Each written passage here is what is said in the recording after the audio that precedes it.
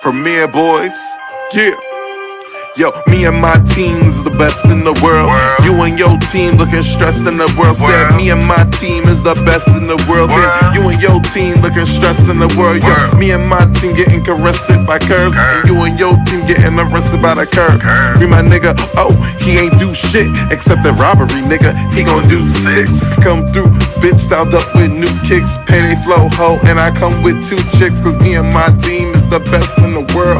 Me and my team is the best in the world. Said me and my team is the best in the world.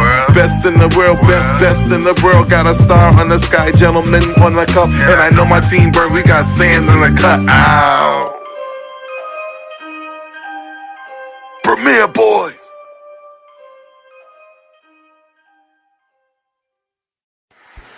Last time on the Premier Boyz podcast. Promise y'all, this election year goes to the Republicans.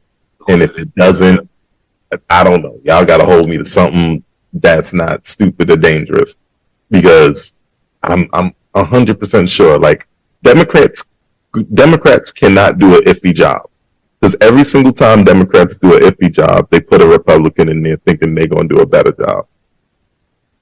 Yo, you know what? I might take you up on that offer. I bet here it is. I'm gonna entertain this shit. If the Democrats take the White House, right, 2024, you guys show up to the Premier Boyz podcast. The next episode after that, you guys show up to the Premier Boyz podcast with a lace front. Got to show up. I can't hear you saying. Go, yeah, come cool. You gotta show up. Listen, if the Democrats take the White House, right, in 2024, if they regain the White House, and Joe Biden wins this shit, right, they ain't putting nobody else up there. So you know they're gonna put Joe old ass up there. They haven't even talked about anybody else yet. There's nobody. They don't got it. It's gonna be Joe. If Joe and the Democrats take the White House for 2024, the following episode after that, you gotta pull up to the Premier Boyz podcast on air with a lace front. Where the fuck am I gonna get a lace front? I don't know. You got them that got bundles at the store and shit. I don't know if your girl does hair. You got like wigs, respectfully, but yeah, you gotta pull up in the fucking wig. They don't do lace. You got her on here. All right, I'm gonna figure it out though. You know what? I'm gonna take that. I'm strong in the thinking that unless Joe Biden does some cool shit in the next 8, 9, 10 months, it's a wrap for Democrat niggas. It's over. But don't have to like do but how about saying? But what if Mally win though? What's gonna happen with you? Yeah. What if Mally wins? I'll pull up in a wig. I don't give a fuck. You know what I'm saying? My girl does hair and all that shit. We got some bubbles laying around here somewhere. Put them shits together real quick. Bop, bop, bop. I'll put that shit on. All right, bet. So we you gotta remember the whole episode too. Both of you, I gotta remember the whole episode. Oh. All right, so okay, you got this on tape, right? This is going down. This gotta be the intro to that episode. No, don't worry. I got you. I'm gonna do that. You know what I do? Last time on the Premier Boyz podcast. We're gonna have month. All right, I'm gonna put it in the comments. It's a wig just in case. You gotta do that shit. You gotta do that shit for the whole duration of the podcast, like from intro to close, like. Last time on the Premier Boyz podcast. Listen, I'm in. Listen, I'm confident in my ability to decipher political science, even though I have no degree or nothing like that. But before we go, Sam, I got a question to ask you. If this is about this Cardi B shit, I'm not on. No, it's not actually.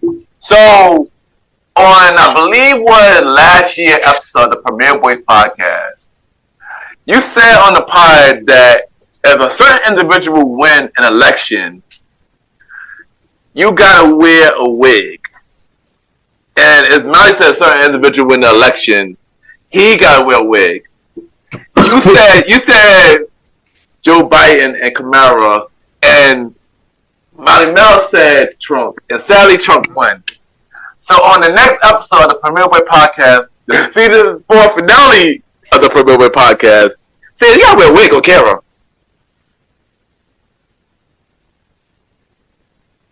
That's crazy. We'll find that out on the next episode. Premiere Boyz podcast. My second thing I want to say. So, I believe a year ago, Sans and Malimal, they made a bet. They made a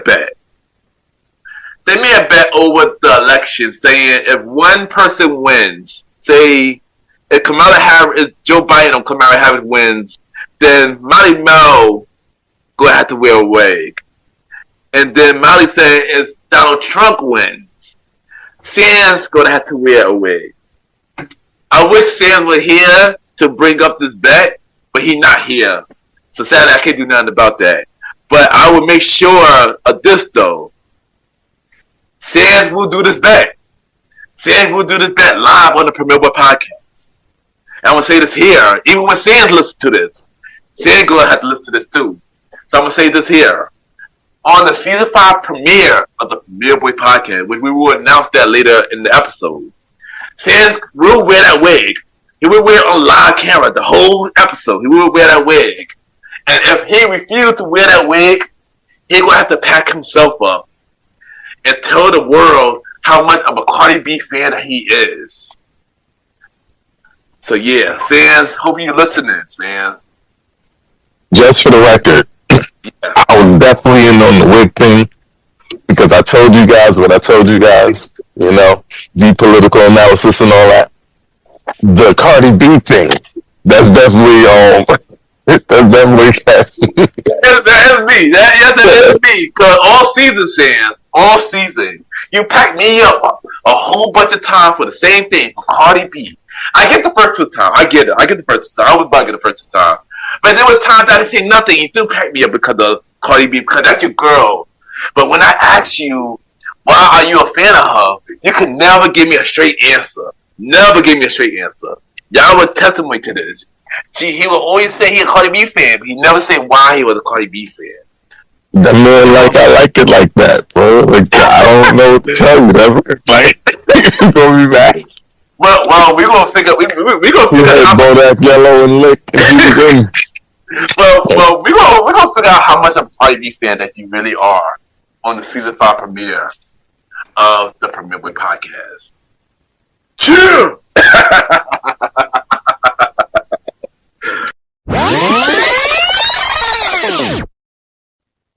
You are now listening to Mr. Gentleman Lifestyle Podcast Season 9. Chill. I want to be the pod, but before you go, Sans, you mentioned earlier about the bet for the Premiere Boy podcast about you and Mally made a bet on the show that if Trump wins, you gotta wear a wig, and if Kamala or Joe Biden wins, Mally gotta wear a wig.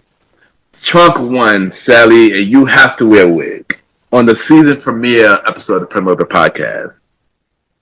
So, but here's the thing, though, Sans, and I want you to agree. I want you to think about it hard. I want you to think about this hard, because if you don't do it, you will have some punishment. You will have some punishment. Yes. You have some punishment. I will mention the punishment right now. First punishment. If you don't do it, you got 3 punishments to choose from. You don't do it. 3 punishments. The first punishment is that you will have to pack yourself up for 10 minutes. For 10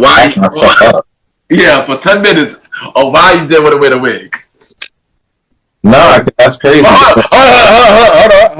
That's not the only option. That's punishment number 1. Punishment number 2. You have to admit that Cardi B is your favorite artist to the whole world. If you don't do this punishment, or you got punishment number 3. You got punishment number 3, Sans. You will be suspended for first half of season 5. If you don't do this, I want you to think about this. Hold on. I want you to think about this. I want you to think about this before you answer. Yes, I want you to think about. Hello, everybody. Welcome to the new season of the Premier Boys Podcast. This is your boy Ken, aka Mr. Gentleman. You already know what it is. It's your man Aaron Sands, and we are back out here again. Season 5. Five-time for the mighty Premier Boys. Welcome to the season premiere. You already know what it's going to be. I got a lot of shit to get off my sternum, so let's get to it. This is your boy, the star Roddy Rod, and here we are. We're back on this episode of Premier Boys Podcast. Let's get it. Ken, I need you to help me out a little bit. Been a while. Long live the Chief! Long live the Chief. They call me Malimal, and we are back. Not one, not two, not three, but all four of us. 4 letters, one word. Let's get it. And there you go, yo. Welcome to the Premier Boy Podcast Season 5 premiere of the Premier Boy Podcast. And yes, you heard it here. We all are back. We all are back like the Smash Brothers trailer. All of us is back. All 4 of us is back. We back, baby. Yeah, and honestly, it haven't been all 4 of us since episode 67. We are now at episode 80. That's a long time for all 4 of us to not be here together, son. Like, for real. but We about to give them that Joel Santana, what the game's been missing. Facts. that's a fact, yo. That's a fact. And yeah, I can hold you. I'm happy to be back with my brothers, man. So, yeah. But first thing first, yo. How y'all been doing, son? Let's do a life update. How y'all been doing? It's been a while. We haven't been here since April. Some maybe longer than that. So yeah, how y'all been doing, yo? How y'all been doing? Now, I'm not gonna hold you. I've been enjoying these ups and downs. You know what I'm saying? Life has been lifing for real, but it's been lifing in a good way. You're hoping to get more positive, getting towards the end of the year. We're in the 4th quarter, which is which I like to call it the make it or break it quarter. You know what I'm saying? Like, this is the quarter where I feel like folks should definitely be either wrapping up what they've been trying to get to for this year, and then start planning on getting themselves ready for 2026. And I do got a lot of big things I'm working on in 2026. One of them I'm actually working on right now, right while I'm doing this, doing the podcast. You already know I'm on my trading journey and everything like that. And, we're getting close towards the funded stage. So, we're really happy about that. I'm still getting my practice in as we speak. But while I'm doing that, I'm back here getting ready to talk about these topics and give you guys 100 real life, real vibes out here. So, life's been lifing, but it's been doing it in a great way. So I'm definitely blessed. Hey, there you go, bro. There you go. Roddy, what about you? Man, I'm chilling. You already know. Glad my Star Time has turned into Star Time Live. So now on Instagram, we got Star Time Live. Got a couple episodes in the chamber. I'm out here doing some acting stuff. You already know I'm gonna be on the big screen very soon with Juicy and Bishop and Cheney. Y'all, if y'all listening, check them out on Tubi. Get on it. Couple of other acting stuff. You already know. I'm out here doing my thing. With the content creative guys.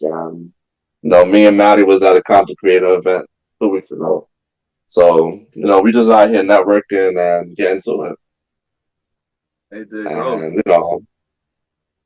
And, other than that, regular life stuff, work, paying bills, the regular stuff. So, yeah, that's it. Hey, there you go. Nice. There you go, son. What about you, Molly? Listen, man, this last 6 months, 7 months, 7 months, right? It's been kind of like a period of me trying to get back into a place where I'm doing more, because y'all know I got the babies, love the babies to death, but your boy needed to just do more, right? We have all these projects that we've been putting on the back burner forever. I'm very happy to say in the last few months, a few things changed. A couple things came through, and now we're actually putting all these plans and all these missions into fruition. And what we've learned this time around is not to rush too much. So I'm Telling you, man, this period of time has been good for me because I've finally worked out a schedule where we can do little bits at a time. This way, when we do our big thing, like it's done properly, and I'm here for that. Hey, nice, bro, nice. And as for me, life had been actually pretty good. I would say, like, for lack of years, things been a roller coaster, but I could officially say that I finally off that roller coaster. Like everything actually going as planned, and everything is going on a good path. Finance wise, brand wise, business wise, education wise. Only thing that's been trash is the dating scene. but other than Second that, out. but other than that, everything been great, and I thank God for everything I've been praying for has been coming true, and it's only pretty much up here. I look forward to the year 2026 for even more bigger things. This year is just like the start, like the act, like it's the emotion, but next year I think really be emotion. So yeah, I'm happy and blessed for everything that's been happening. So yeah, and yeah, I'm in a good place right now, and working Good on to being see a it. better Good to place. hear. Yeah, but yeah, y'all. Everything been good. So, but before we start some things, I want to get this out the way because this thing been pondering for the last 2 seasons, and I think it's time that we figure out, saying, what the fuck are your decisions, son? Whoa! What's going on? What's going on It was here? intense. I thought we couldn't curse, bro. Yeah, like wait a minute, language, sir. Like, what? No, we gotta go with your decisions, man. What you mean my decision? Like, what we talking about? Can you at least elaborate for the viewers? Like, what the decision? I'm about to get to that right now. As y'all know, Sam and Mally, they made a bet like a couple of years about it's a certain individual win the election, they gotta wear a wig, and another individual win the election, they gotta wear a wig. Sally, Mr. Not My Predator Trump won the election. That's your fault. And says agreed to say that if he lost, he would wear a wig. And says, you have a video. Yeah, we got it on tape. You literally said on tape that, yo, I had this on tape. And you have nothing. You said it, said. It's recorded. And recorded for the people, man. And Sam went on my show recently, Mr. Gentleman like the podcast. We had a great conversation. It was fun. Shout out to Sans. Sans made a record breaking when his episode Mr. Gentleman like the podcast went to #1, which is the first time out of the team that been on #1. So shout out to you, Sans. You already know with Sans, you can land. You feel me? Like that's what it is. But what? That was your first number? All right, now I need to come back on. I'm the demo guy. We talked about this. Yes, you didn't know I could do that, huh? Sam better show the. You don't have that one up the sleeve. Sam better show the most out of everybody with the like the podcast. This was his first #1, but congrats to him, bro. Congrats to you, bro. I feel like Joe Budden when he got the plaque to pump it up. Not pumped up. But during that episode, when Sam came on the show for Brotherhood Crossover Part 2, we discussed the bet, and I added some more simulation to the bet. So I said, "Is that legal?" It's really not, but it wasn't legal. It wasn't legal. Sure. It wasn't legal. And I said during the episode, like if you don't wear the wig, you have 3 options. You have 3 options. One of those options is you have to pack yourself up for 5 minutes. The second option is you have to admit to the world that you are a Cardi B fan. Since you always like to defend the girl. Hold on. How about you put it to the table and say that you're a Cardi B fan? And the third option is, if you don't do none of those options, you will be suspended for the first half of the season. So, Sans, what are you going to do? This is your chance, son. Honestly, saying if I was you, son, I would just pack myself up and call it a day. Take He could have the just. L, son. Take the I'd L, probably son. just wear the wig. We didn't even make no specifications on the wig. You could have been out here looking like who did I just see wearing a wig for no reason? Andre 3000. He was wearing Really good toupees for shit. I was like, for what? no reason. For what? You could have outsmarted the game. So I was to take the L and pack myself up for 5 minutes the same while we're not wearing the damn wig. And I Get the bus down. love the back. And the corner, we can just move on from this. We can just move on. Fine, I didn't bother y'all so much. Like, what's going on? Damn. You said it on tape, man. You said it on tape. Once you added the back, I had a wig ready. I was ready. It would have been done. The preview at the beginning of the tape. Look, last time the preview podcast, son, you said it on the tape, son. You need to do something, son. You need to do something. This is time. It's time, son. It's time. All right. It's about time. Here's the deal, right? All right. I'm gonna speed run through this whole shit real quick, right? All right, boom. So I did go out and try to get a wig, right? Because I knew I lost this shit. You know what I'm saying? But the problem is, right? The wigs that is currently in house, right, cannot fit my head. That's fine, right? So, and on top of that, I'm in full winter mode, which means I'm wolfed out. I mean, I'm wolfed out, bro. I'm looking like some short, like that make it even better.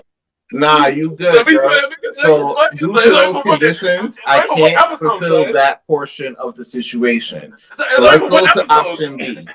Right? Crazy. This is the moment. This is the moment, right? Yeah, I wanted me to decide. I'm deciding right now. I'm going to option B, right? You said, right, that I'm a Cardi B fan, right? Yeah, if you're I meant to the word that you're a Cardi B fan, yes. Well, there's a problem with that, too. I never said I was a Cardi B fan. You know what I'm saying? You see how all this is falling apart right now? Like, I never no, said that was for Ken and his weird satiation with this. Like, I couldn't see how that was going, you know, like equal up to, he going over 2 right now. This is bad. No. See, you could definitely do something about that first thing. We haven't. We haven't at all. Are you? Whether or not you're a Cardi B fan, you could have just lied. To fit my head, I can't get it. Like, all right, y'all really want to see me do this, right? Y'all really want to see me do this? You could just You know what? You could just pack yourself up and call it a day. I think you can pack yourself up, son. That was the second option. But he's packed himself up. I already packed myself up already in season 3. Look. Bro, pack yourself in a whole new segment. So this is your time, son. Right. Pack yourself up, son. You made a bet. You made a bet. You lost the bet, son. You gotta do something, son. All right. Everybody happy right now, all right? Y'all ready? Are y'all ready? Yes. I'm ready. Roddy, you ready? Yeah, man. Do something, son. I'm gonna do something. Like, all right, I'm gonna do something.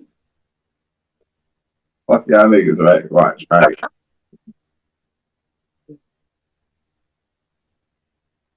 And that's it. There you go. You have to do my whole episode, son. No. You have to do my whole episode, son. There you go. You agreed to that. You said it on the tape. You have to do my whole episode. I will wear the wig for the episode. I didn't say I had to have the cam on. Put the cam on, Sam. You said it for all episodes. You said on tape. You said on tape, man. This is your fault, man. This is your fault. This is your fault. It's not my fault. You made the bet. Man, you made the bet, though. It is on that part. Like, you made the bet, man. I told you why I thought he was going to win. You know what? Listen, I'd rather beat it. You know, this could be worse, right? I could end up like Charlie Kirk, right? All right, come on. Let's do this. We are starting off hot. We're going to get kicked off the air again. There we go. Oh, yeah. My boy don't renege on his bets. Oh, He looked like this shorty I seen at the spot Tuesday. Go ahead. Come on. Go ahead. It was the Bronx. I'm gonna call it your name today, man. Ashanti Shields. Not Ashanti saying, yo, no. My boy Ashanti the Adonis. Okay, good night. So that's the best I got. Come on. Oh no. We're not giving it all to you at once. Pause. We got we're gonna let this all one rock out through the show. That boy got the 20-inch bust down for everybody that's gonna be watching this, listening to this. He has the 20-inch bust down. He does not renege on these bets. He looks crazy. Until that shorty I seen at the spot, he really do look like you a little bit. That's crazy. I think that's a you thing, shorty. First thing, Joe, congrats to you for doing the best, son. Oh man, that was both my boy. I would not talk about this no more. Congrats to you, son. That was both, man. Now, serious. Anybody got back up this week? Oh yeah. Sure. I got people in mind. I got about 3, really 2. You know what I'm saying? Roddy been cool. You know what I'm saying? Of course.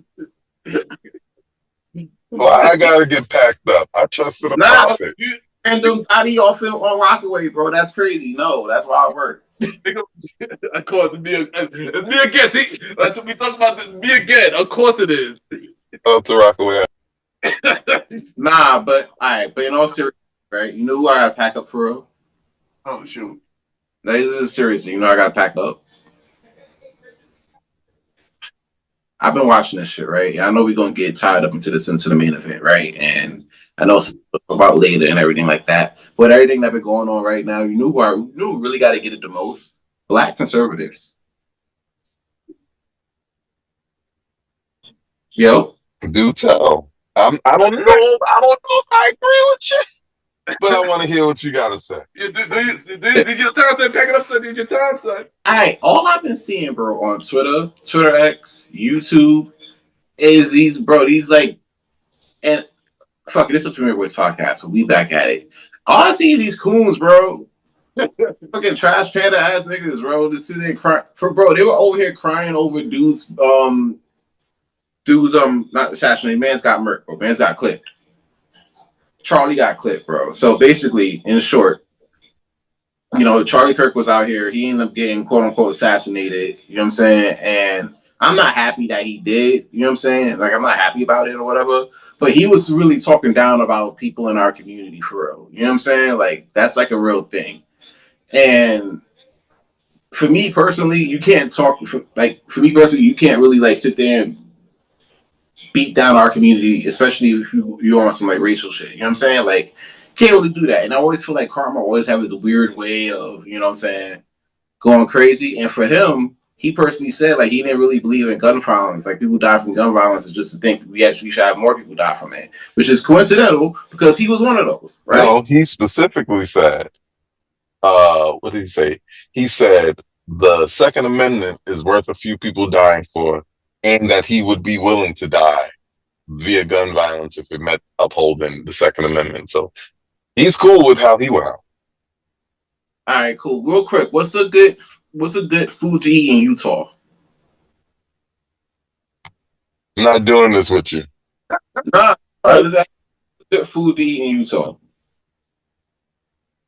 How do we know that? All right, I got you. Oyster?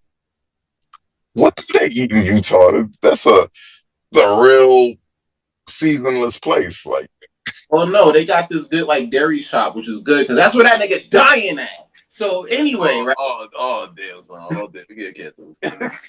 So anyway, right? I had to get that one out. Nah, but a lot of like black conservatives is really like going down boo-hooing, crying for this dude, bro.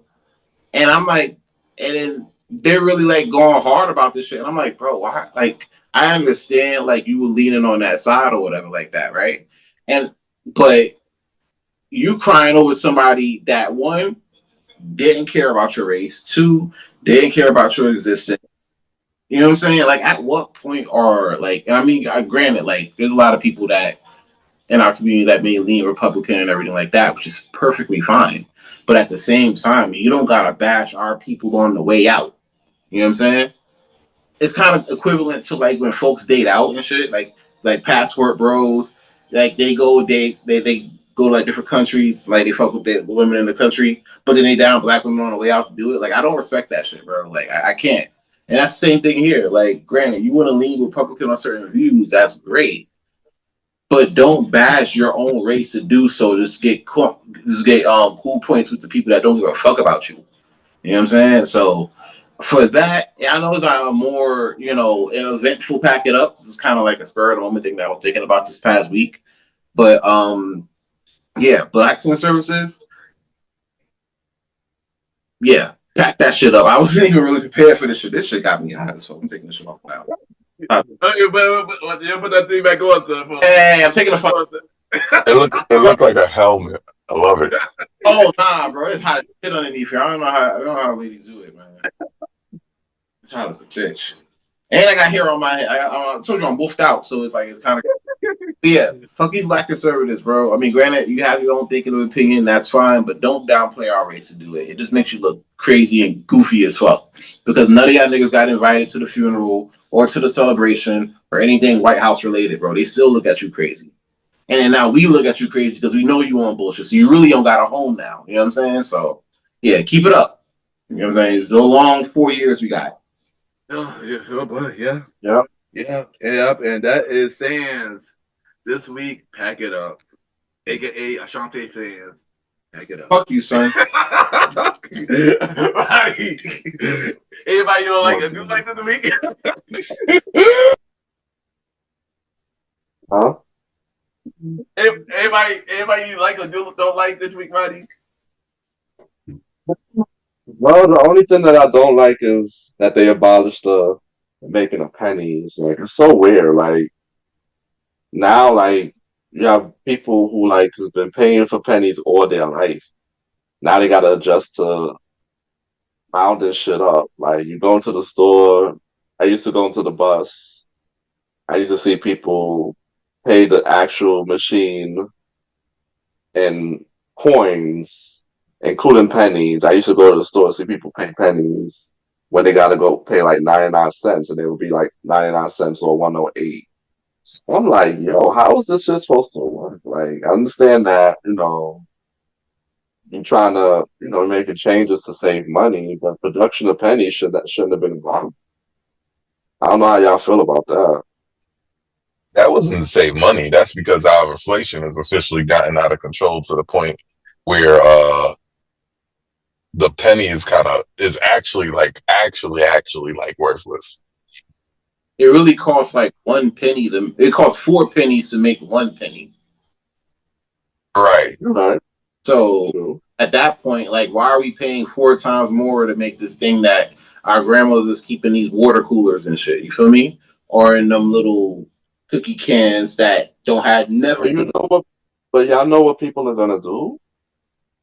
People are gonna go far and wide to get some pennies. They're gonna go on eBay and Amazon to get some pennies. That's exactly the case. That's why I hope people was collecting their coins or they stole their grandmother's coin thing. Because now that there's no more pennies being made, guess what's going to rise in value? Pennies. That's how it works because humans are covetous. Don't ask too many questions. Get you a penny and hold on to it for 40 years. The scarcity of pennies is gonna be like, Promise you, in 40 years, you're gonna show somebody a penny, they're gonna be like, wow! They ain't gonna be out of their mind. Right now, try to show a millennial VC videotape or a tape recorder. They ain't gonna know what that is. Or a DVD player. And you know what's crazy though? They're now even looking at the nickel because they're finding out that it costs 16 cents to make a 5-cent nickel. Oh wow, that's also crazy. Yeah, that's wild. And on top of that, everybody's paying with cards now. That's a fact, yeah. Even I've seen people. Some old school people still paying. You're right, but they trying to push them out. Yeah. It ain't like it was 6 years ago where they were still holding on after the pandemic. You're like, oh, we don't need none of this. Yeah. Yeah, the pandemic did rush that. I know. So yeah, that's what I don't like this week. All right, there you go. And that is this week, Roddy's I Don't Like. Mali, what is your out of the sky for this week, yo? So coming straight from the atmosphere. And it's crazy because I had a couple of them coming into this. But Sands just said some stuff. I'm like, oh, I gotta pull it back out. I was gonna save this for a different episode, but I think this is the right episode. Black is not a monolith. Is that a fair statement? Very much so. It also means something. Everybody sit down, give me 5 minutes, let's take a little drive. It also means something, right? Black is not a monolith. That means, well, before we jump out of that, what's a monolith, everybody?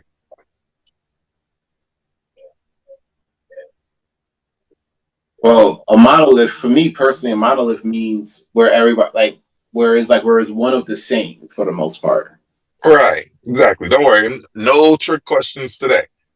We're talking about one is the same, monolithic, singular, upright, large, impersonal, political, corporate, or social structure regarded as intractably indivisible in uniform, right?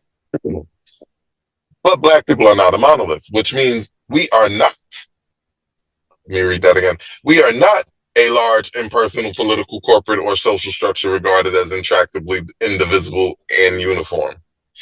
However,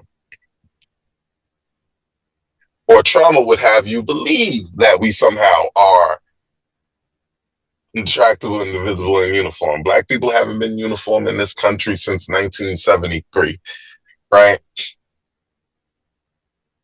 To ask us to do things in uniformity as if we were, is the task that we keep dying on the hill as Black people, over and over and over again. See, my thought pattern is so much, okay, well, when are we going to stop dying on this hill and kind of address the problem? Black people, we need to be a monolith. Matter of fact, I'm gonna say some spicy stuff on the Premiere Boys.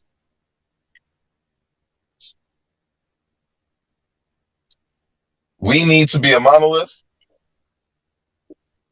because other than that, we're just a bunch of people getting mad every time something happens to somebody.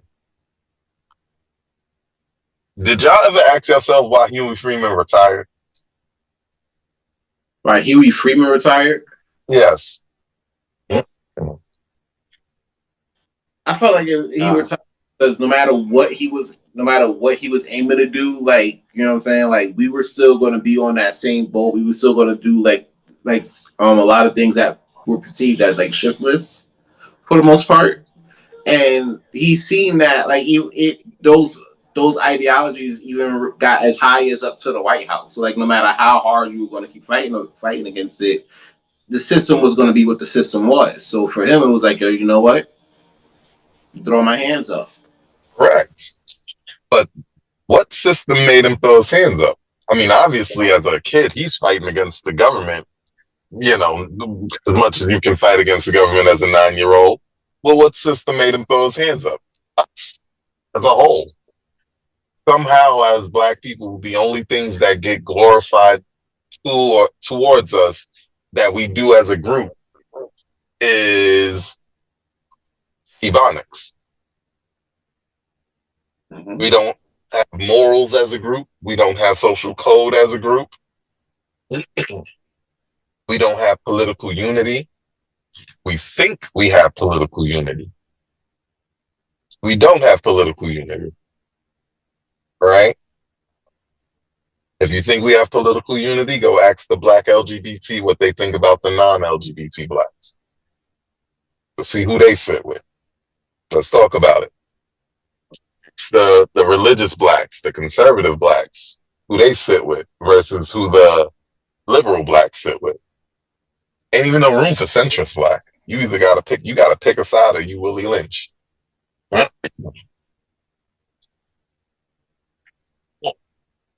Like, people been talking about the struggle, the revolution, Viva la revolution. The only revolution I've seen that's televised is Ricky Saints. All right? Bang. Shout out to Ricky Let me Saints. hit him with it one time. Shout out to Ricky Saints.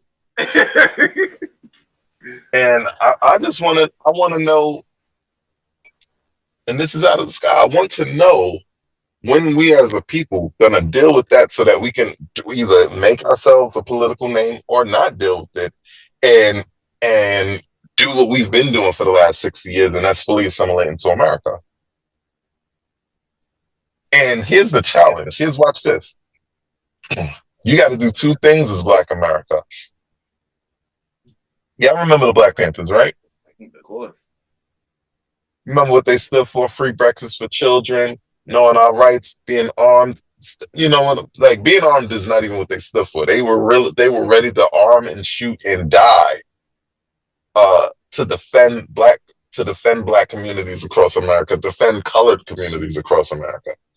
Right? Why did they fail?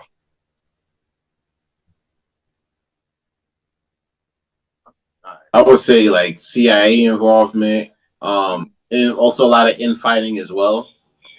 There you go. Because the CIA was definitely there. The FBI was on them. They were making sure that the cops were doing hit jobs. Shout out to Fred Hampton. Rest in peace to Fred Hampton. They were doing literal hit jobs. But we knew they would do all that because they were already doing it. The FBI was literally opened in the 30s to look after us. So we already knew they were doing that. The main problem, the biggest issue, why we failed, why we lost, there was no planning beyond we want to do stuff. People were looking at the upper crust, the Black Panthers, not the upper crust, but the Black Panthers, the people who are on the face of things to do everything. Why? Half of them were too scared because everybody gets killed. Half of them were disillusioned. The other half was immigrants who thought we were lazy. Not my boy combing the wig. That's crazy. My boy's a trooper. So there's no planning, there's no balance, and then we added drugs. Boy got the bust down. Then we added drugs. Yo, get it out the sky, bro. Come on. I'm trying to.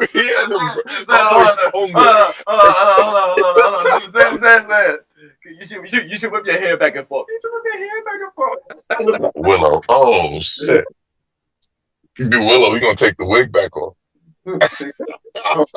Yeah, where do you want to see Willow? I'm dead. Yeah. Ashanti says, everybody. Ashanti says, okay, my bad value. But not to preach. It's just we hear this thing all the time. Black people should be this, black people should be that. Everybody should be this, everybody should be that. But everybody ain't everything. Black is not a monolith. And not right? Oh, sorry. Well, say what you're gonna say, and then I'll finish up. No, I understand what you're saying about that. Like when I was speaking earlier about like how we especially these past few elections, we vote different. A lot of us in our community, bro. You know what I'm saying? And I'm all for that. You know what I'm saying? I'm all for having the conversations of like, all right, what do you see in this party that you think that will help us as a whole? You know what I'm saying? I'm for that opening of the conversation. My gripe is it when we, talk down on each other the same way the whites do to us. You know what I'm saying? Like you jumping in that thing too with them, like, yeah, they don't fuck with you. You know what I'm saying? Like, and then I'm like, bro, look in the mirror. They're not gonna F with you either. And I don't know why I'm censoring myself right now, which is crazy. But they're not gonna fuck with you either. You know what I'm saying?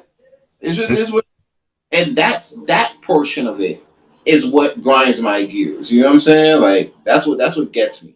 We can have differential of this of different ideology of party and state, and that's fine. But don't trash our people on the way out because we're all we got. That's definitely cool, and I'm down with that. But there's my thesis again. We keep. I want to bring it. I want to bring it to the macro level, right? Because that definitely happens, right? But we've seen the Uncle Toms all day. We're not even gonna call them black conservatives. We're gonna call them Uncle Toms, Auntie Candaces, right? But which I get. My main conversation though is like, okay, well, what team are we on? Actually, who like And forget political team. Like black people don't understand that we could get together and literally just be our own political party again. Yeah. Oh, again, we was getting people elected. Yeah. In eras where they were killing black people randomly, we were still getting people elected. We understand that. But it requires that unity.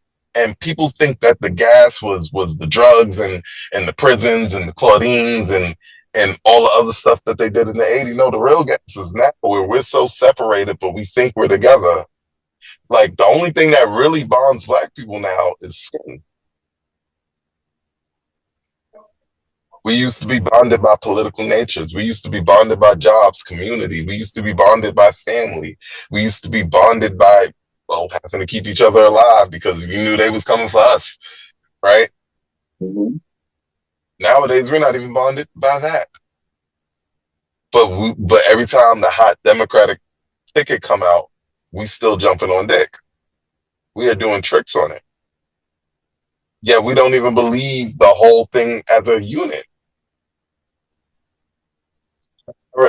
Years ago, after I learned that I could predict these things, I refused to jump on dick for any political party. We are not dick riding Obama, right? We're not dick riding nobody. I just need to know what black people are going to do because black people who are not a monolith, if you want to be a monolith, there's rules, there's regulations, and there's work to be done. A lot of it. We have nothing. With our schools, with our, we have opinions. We made cultures that we immediately got co-opted. Right? And when we kicked up enough dust, they shot people. When do we come together and decide where we're going? If we are together. Because now we got even 3 different groups. Caribbean, African, and foundational Black American, if we're going to call it that. And then there's some Moors people up in there too, but they sovereign citizens, so I don't count them. Yeah. All I'm asking, black people as a whole, and I know y'all might say this is Cooney. Y'all might feel like this is the thing. I just want to know what the game is. I'm cool with being black. I'm not cool with hating everything good because a white person said it. I'm not cool with us not truly understanding the economy before we open our mouths and jump on public platforms and speak. I'm talking to like the biggest. I've listened to the Breakfast Club. These guys talking to 13 million black people a day, not having enough facts to have a coherent conversation about economy, yet talking about it. And then one of they dudes get caught up in some type of scamming situation with the houses. Well, yeah, but he was getting scammed too at the end of the day. Oh, okay. He was out here mixing the records and mixing people's money up there. Mm-hmm. He got big scammed. That dude attached himself to the biggest name, and my boy almost went down. He flipped on him though. He made sure he didn't go down. He was like, "That wasn't me. I'm just trying to pleasure my wife, and that's it." Oh, bring that up. You're gonna have him on this show quicker than Brandon was. Not bring that up. Oh, dude. Oh, my God. I want y'all to think about that, but that's my out of the sky. Ooh. There you go. And that is this week, Molly, this week, out of the sky. Now it's time for Mr. Gentleman, like the reviews of the week. And I'm not going to hold you. We've been off the air for so long. I reviewed many things from music, movie, TV shows. I don't know what to pick. So I decided to pick something that I listen to, and that is still on my playlist right now. And I'm gonna talk about Clips, Let God Sort Them Out album, and Hey. yeah, and this is a really dope album from the Clips. They have been together for a very long time. Pusha P been doing his solo thing for a minute. Malice, took a step back because he got saved. No malice, you say. No malice, no malice. Then took a step back for a very long time because he got saved, but he came back. And this album is a really dope album. My favorite song off this album, "So Be It," POV with Tyler Creator, Change the Whip by Kendrick Lamar, Let Birds Don't Sing with John Legend and The Voice of Fire, which, by the way, were written by Stevie Wonder, which I did not know that. And many more. This is a really dope album. And I would Stevie Wonder got a modern writing credit. I love that. Yeah, me too. I think it might be a sample though, but still, either way, it's too dope.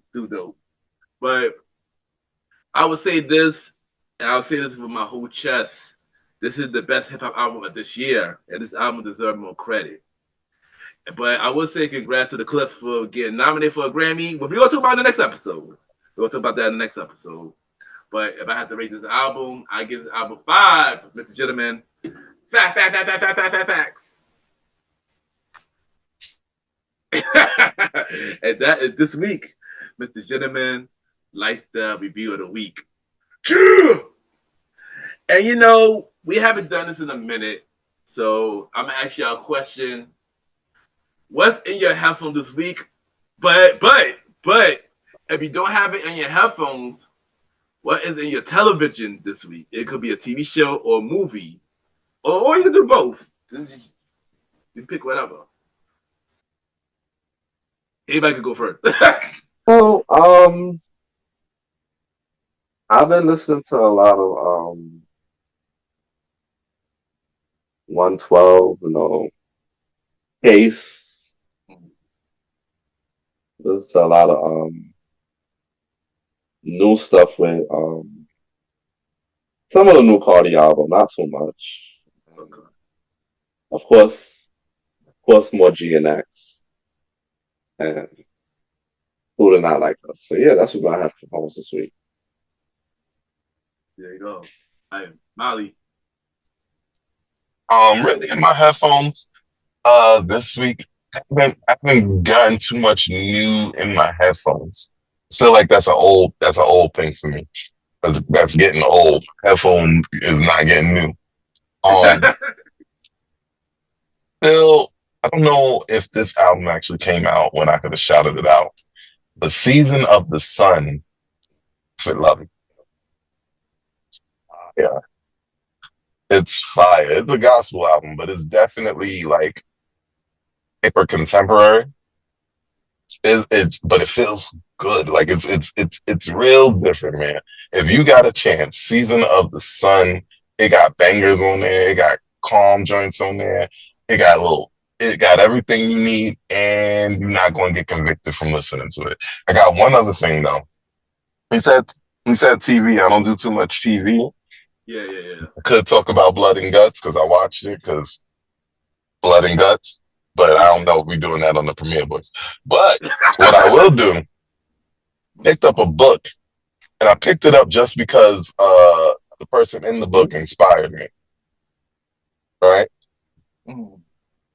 I picked up Successful Failure by Kevin Fredericks, better known as Kev on Stage on Instagram and socials. That's really inspiring to me because I followed him really, really early on the random.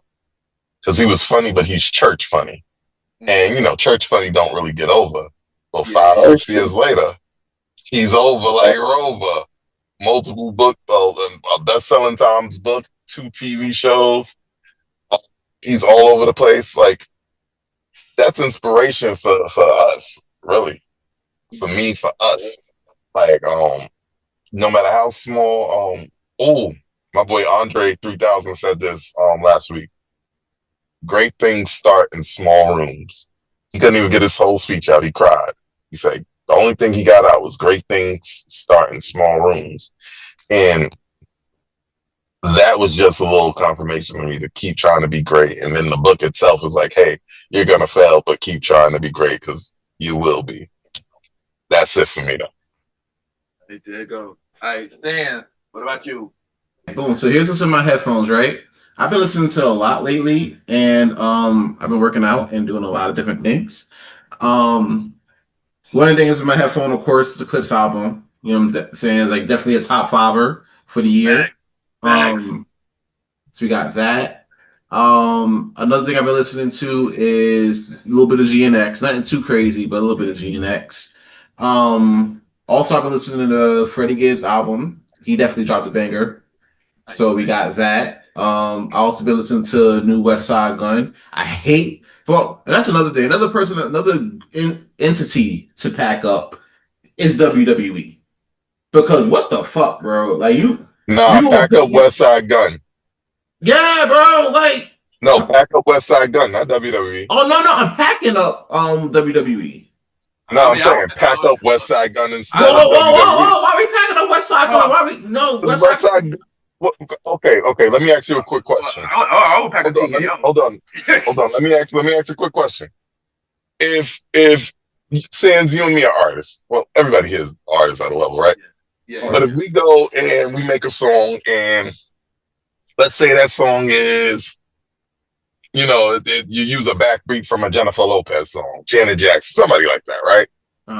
Is Janet Jackson gonna want to express knowledge before you do this or after? They gonna want it before, granted, but still, we giving homage to something that we love. Now, you know what I'm saying? This is the second reason why you got to pack up West Side. Exactly what you're about to say. He's paying homage to people who are persona non grata in the fucking company. Ted DiBiase. When is Virgil persona non grata? When he first of all, he been in persona non grata for damn near 20 years after he flipped on Vince the first time. He did flip on him the first time. You're right. I forgot about and then as a wrestling behind the scenes personality, he carried himself in a way that made them look. I heard he was a little weirdo. I ain't gonna hold you. Yeah, he was. Shit, he was. Right. Now let's talk about the $1 Million Man. He's still in the middle of trying to undig himself from food stamp. Fraud. He was doing food stamp fraud. The $1 Million Man was doing food stamp fraud. That sounds mighty Republican to me. Son. That sounds mighty Republican to me. I'm just saying. It's extremely Republican. Like who else sells from food stamp? You know how that goes. Like, come on, but hold on. So all of that's still going on in West Side Gun. It's 3 billboards in Times Square with these niggas' faces on it.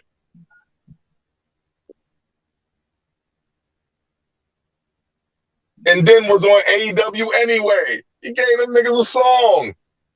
You can't play back and forth.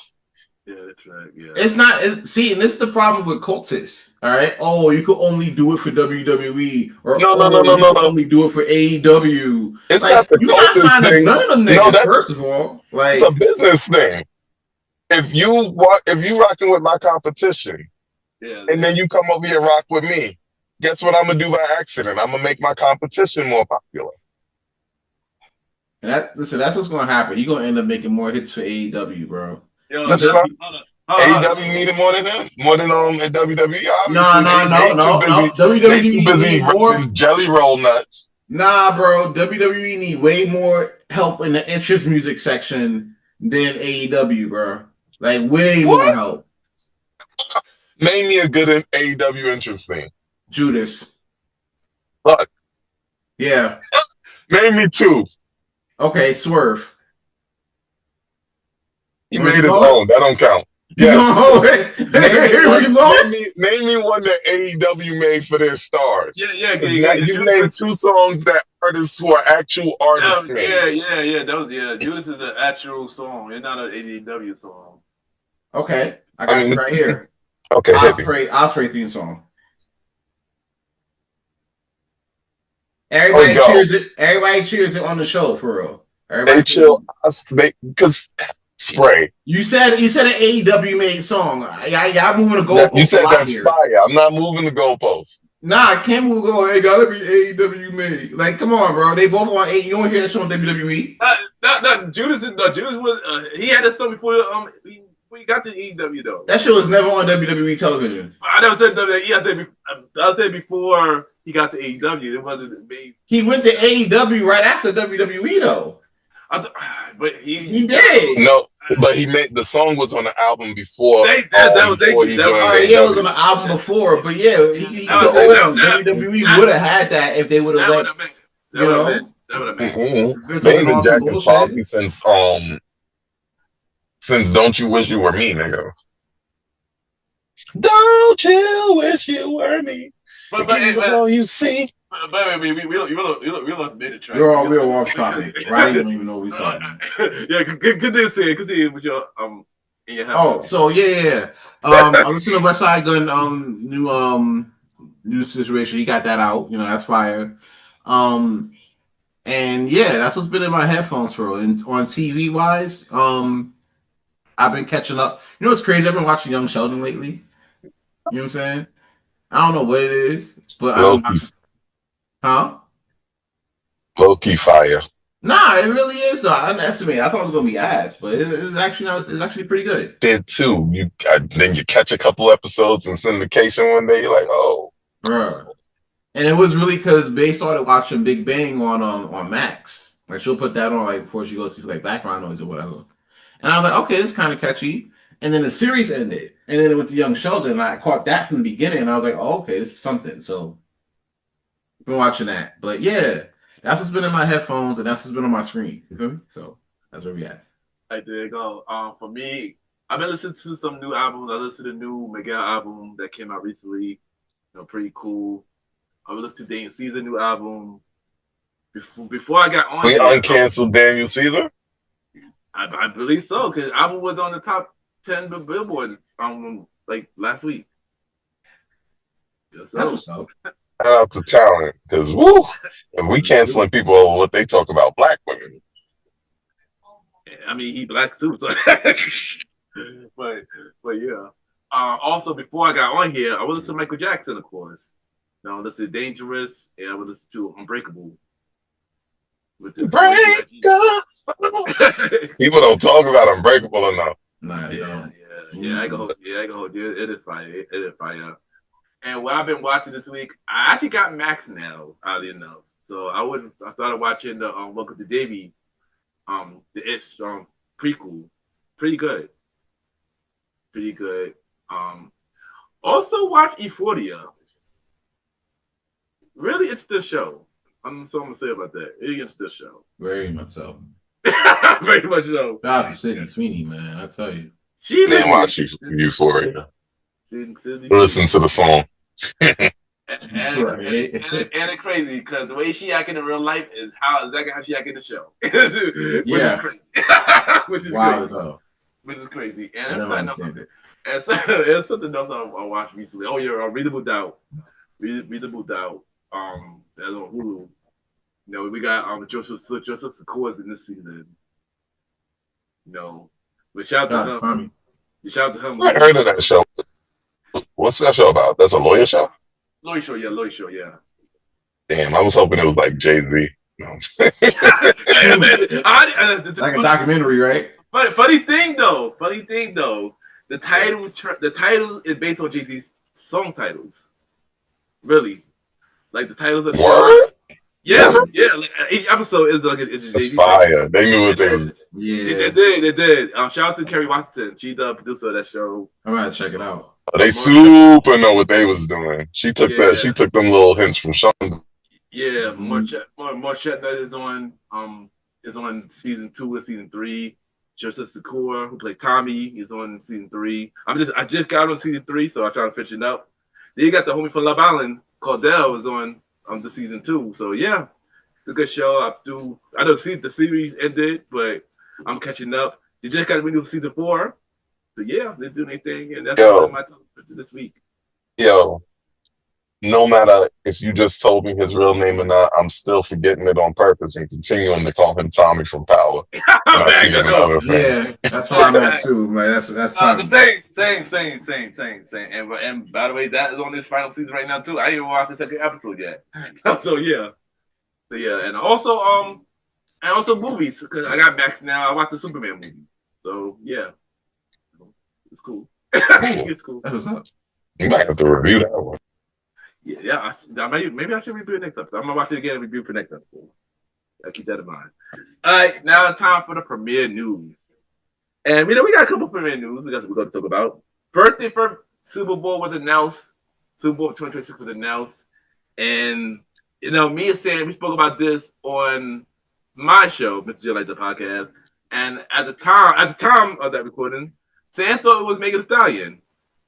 I ain't gonna hold you, I thought so too. and I thought it was somebody else, but we both was wrong. And it turned out to be Bad Bunny. Bad Bunny. Bad Bunny. So how y'all feel about Bad Bunny? How y'all feel? Bad Bunny. But how y'all feel about Bad Bunny being the 2026 Super Bowl performance? Well, you got to look at where the NFL is going right now as a company, as an organization. They're going international. They just wrapped up actually their international tour of games this weekend with Week 11. But outside of this tour, they've been around. They've been in Madrid. They've been in Spain. Madrid is in Spain. They've been in Italy. They've been in Barcelona. You know what I'm saying? Melbourne. I think they're going to Australia in 2026. So they're really dipping their hands in the whole international lane. And who's better to really kick off that era for the NFL than Bad Bunny? Bad Bunny, respectfully, sold more records than Drake. You know what I'm saying? Big truth. He up there with he neck and neck with Taylor Swift with it. That's really his equal at this present time. That's so fact. you know what I'm saying? So yeah, it's definitely going to be a big deal. Him doing the Super Bowl is definitely going to kick off the era for the NFL going international. You know what I'm saying? And you can thank the great Sean Carter, Hov for this one. You know what I'm saying? Rock Nation with it all day. They doing it, and you know what I'm saying, they're gonna continue to do the distribution. So that's just what it is. That's it. All right, hold on, Sam. I got a question to ask you, son. I got a question to ask you real quick. What's up? Yo, where Shanti says Mama house. I need my way. I give you a rest real quick. Y'all wanted Willow, so here it is. Y'all say y'all wanted Will Smith, so yeah. That's where we at. That's where we at. Roddy, how you feel about this? Bad Bunny as a Super Bowl 2026. Me personally, it's a big win for Puerto Rico. It's a big win for international artists.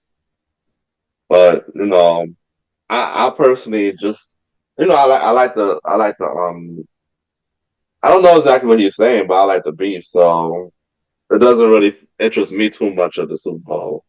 That's just how I feel, A lot of people, they had a lot of positions, take them down and this and that. Of course, the Super Bowl's not standing down in their decision, they said.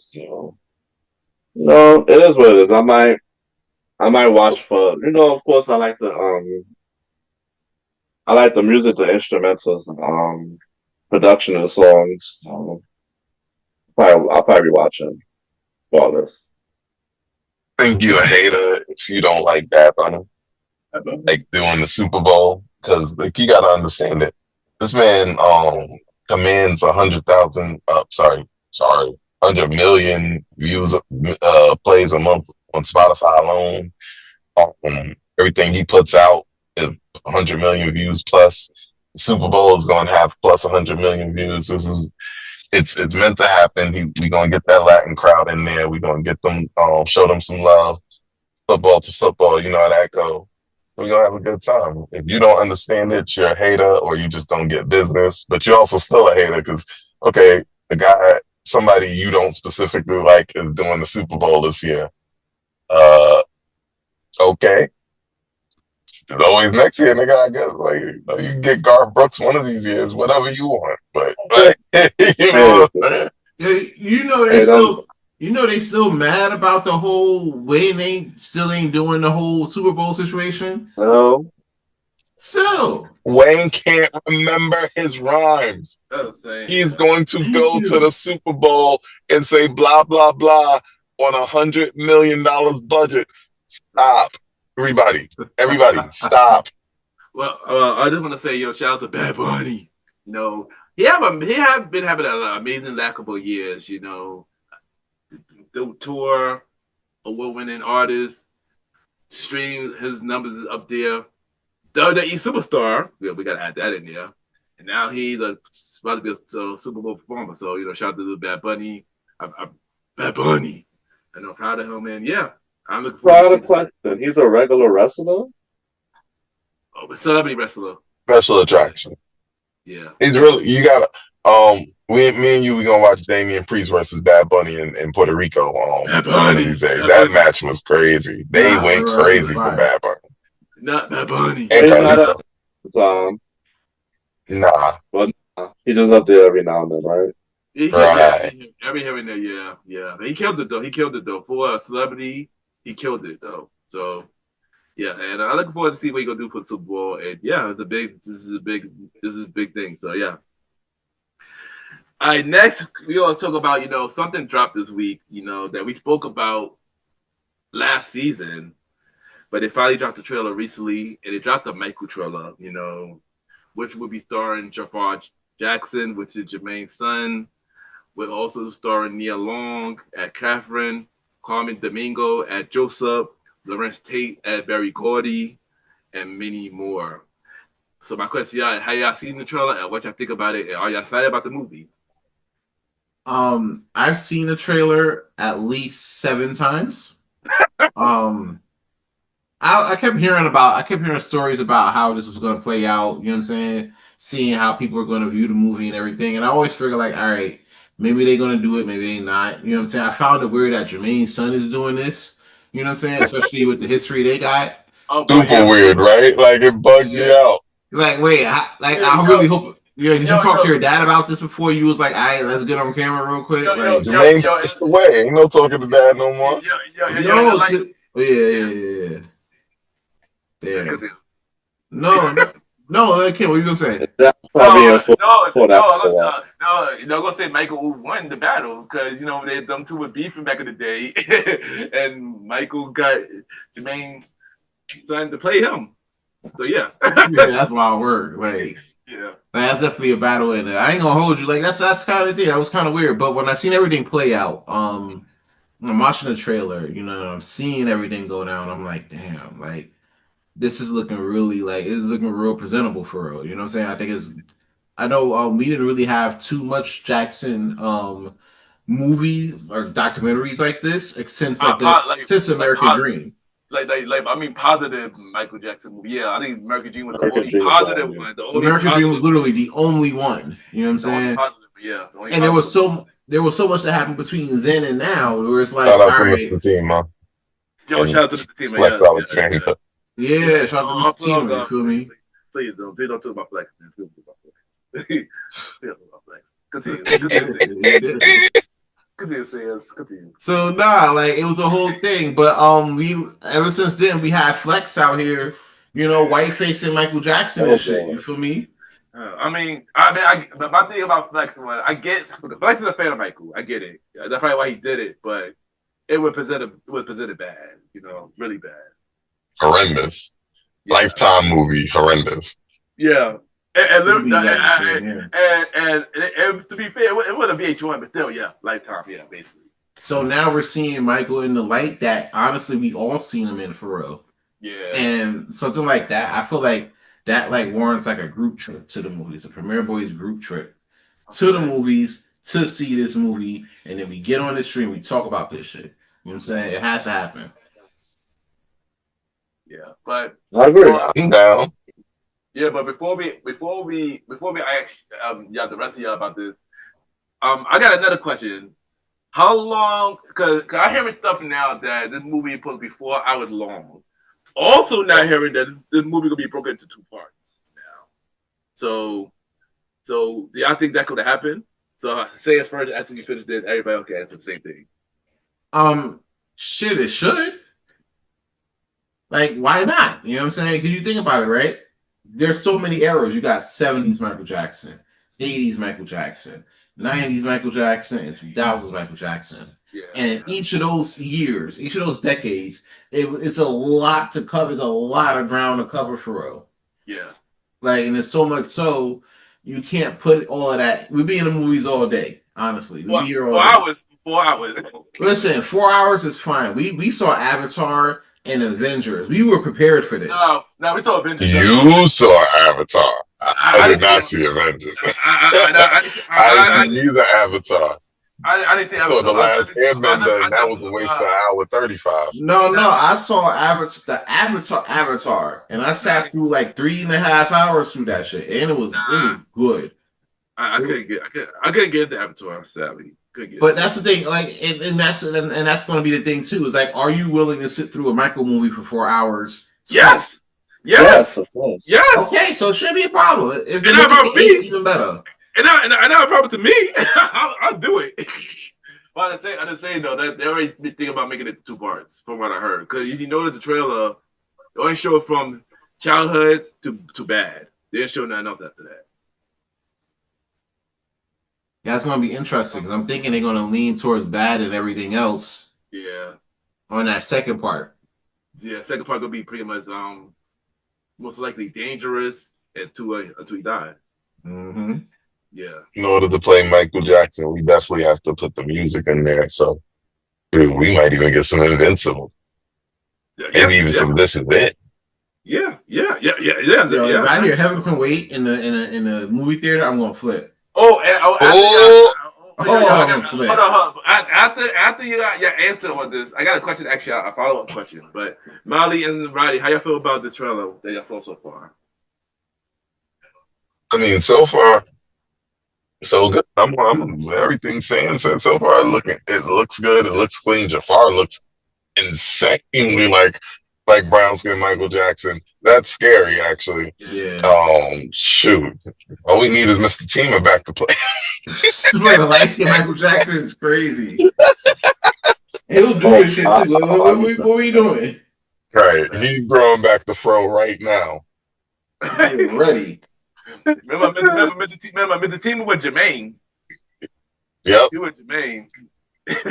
Reprise that role. Be mad at. I need to see angry Mr. Tima in the '90s with the grease hair. My boy hair looked like a helmet. Boy, what was that? Nah, that shit look hot as fuck. That shit I don't know what convinced. It looked like a Scully. It looked like a Scully. Oh man, yo, Roddy, shoot. Roddy, what you think about the shit, bro? Roddy, what you think about the trailer, yo? I'm with it. Everything looks good. You know, they got the nephew playing. Feel like he's killing it from what I see so far.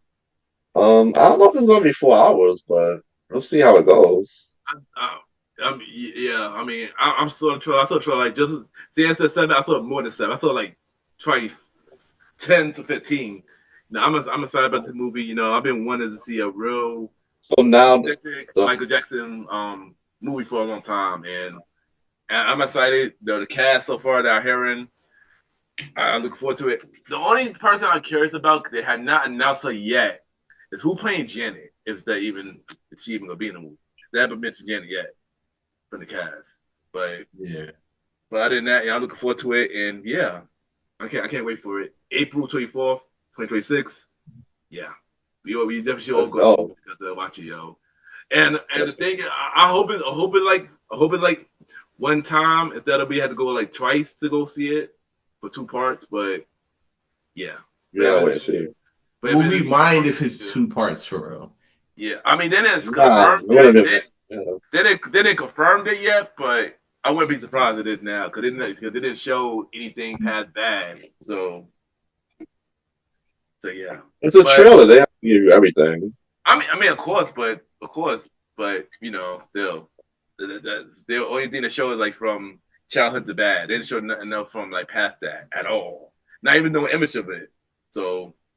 Oh no, they had the tracks for Thriller on the screen, didn't they? Yeah, I'm not saying anything past that. They nothing past that. Like they didn't show no Dangerous. They didn't show no Blood and Dance Floor. They didn't show no Invincible. That's what I'm saying. They didn't show nothing past that. I'm thinking it still might be in there. I mean, it might. But maybe they didn't film it yet. Maybe they saved it for part 2. That could be it too. That's what I'm saying. But also my question is that somebody put the video about this, and I want to ask y'all this: what songs instead of the obvious song will be featured in the movie? Like, what song that you think will be featured in the movie based on him childhood to bad so far? Like, the obvious chip. What do you think what's going to play that will be featured in the movie? I think you might hear Liberian Girl on that too. Mm. That's a classic. I would want to hear that on there. That's just my personal opinion. I know other than the obvious, of course, like Billie Jean, Bad and Beat It. Of course, they're gonna show those. I want to see them do I Can't Stop Love You. I just can't stop loving you. I want to see if they do that. Yeah. I gotta have my They Don't Care About Us, especially the Panther. Mm-hmm. The show Isn't Panther. that after Bad though? That'd be after Bad though. I think they're gonna show that anyway. Though. Even after the Bad, I thought that was on Bad. It wasn't nah. That was Dangerous, I think. I think that Dangerous or History. Nah, that definitely wasn't on History. I think it was Dangerous then. I think it was Dangerous. Probably Dangerous. Let me check real quick. Let me wait back check. You have that a minute. Figure it out. I don't know. Whatever songs they decide to put on, they put on. Be a surprise. I know it might be a lot. Some of y'all. Not gonna be a lot of Jackson 5 as well. I don't think it'll be a lot of Jackson 5. I think they are gonna play Jackson 5. I don't think it'll be a lot of it though.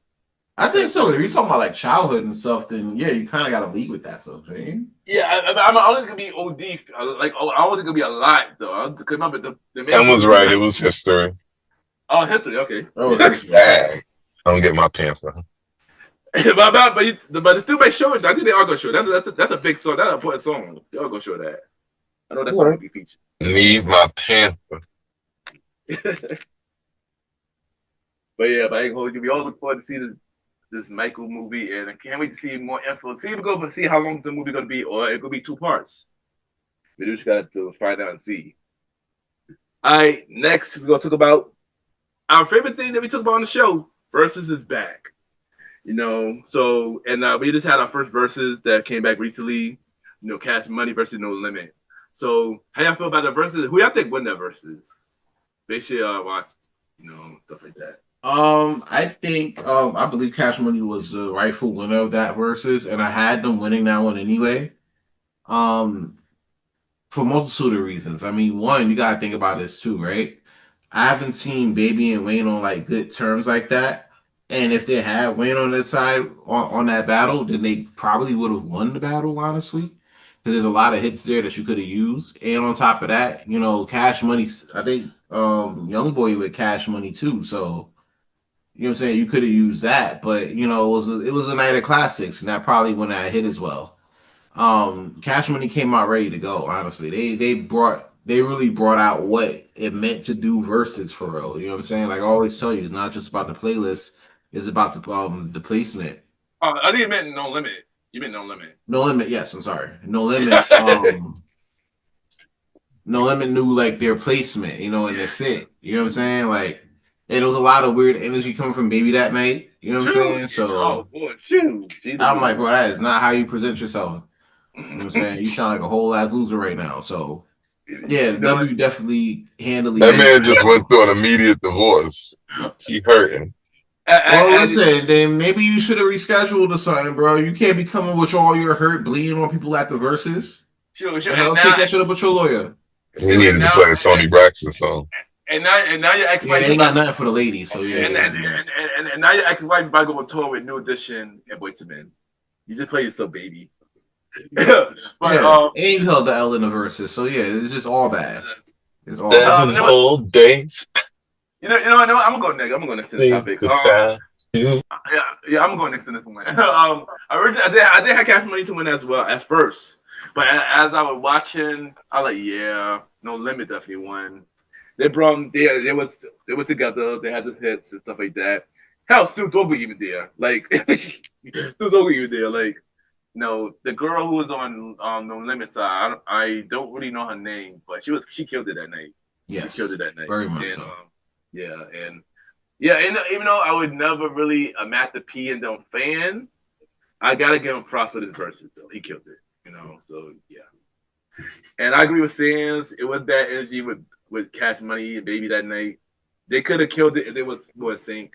But I would give credit to Juvenile though. He was the only one that kept it together from that side. Juvenile been touring. He on point still. Yeah, he was the only one that kept the schedule on that side. Yeah. Yeah, that's It true. was like real emotional and everything. And Juvenile, like he only agreed to do it if Wayne was gonna be there, and then Wayne ended up not showing up. So it was like, Yeah, that was like slapping the face. yeah.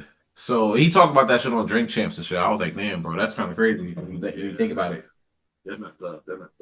Very much so. And yet, y'all want him to be on the Super Bowl though. He couldn't even coach up to a versus. Hey, listen, they just trying to get the win for Drake, man. I'm trying to tell you. They're trying to they're desperate for a W.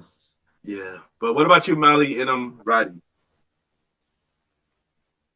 I didn't even see the verses. I was just looking at the highlights. I didn't even know like in the highlights it looked like No Limit was having a good time, and then Juvenile definitely killed them with his energy. So that's all I got from it. I have nothing else.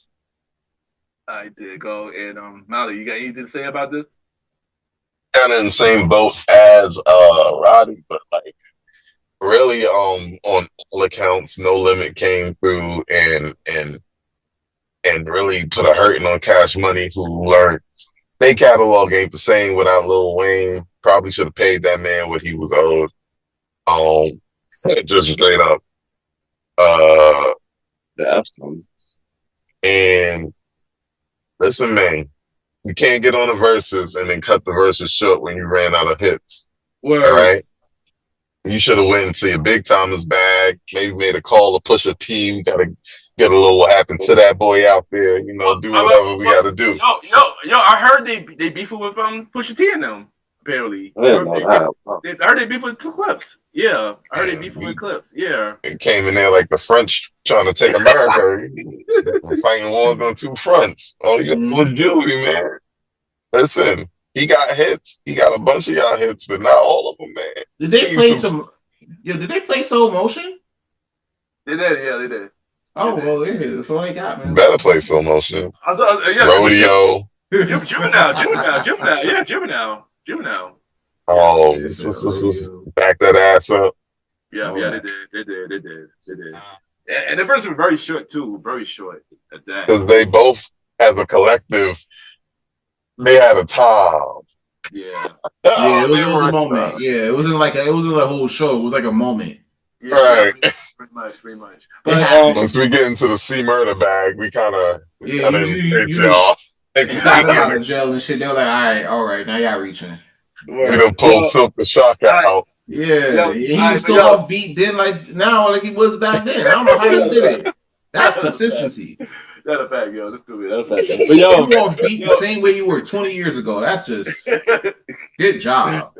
But yo, before we get to the main event topic, yo, give me your top 3 verses that y'all want to see in the future.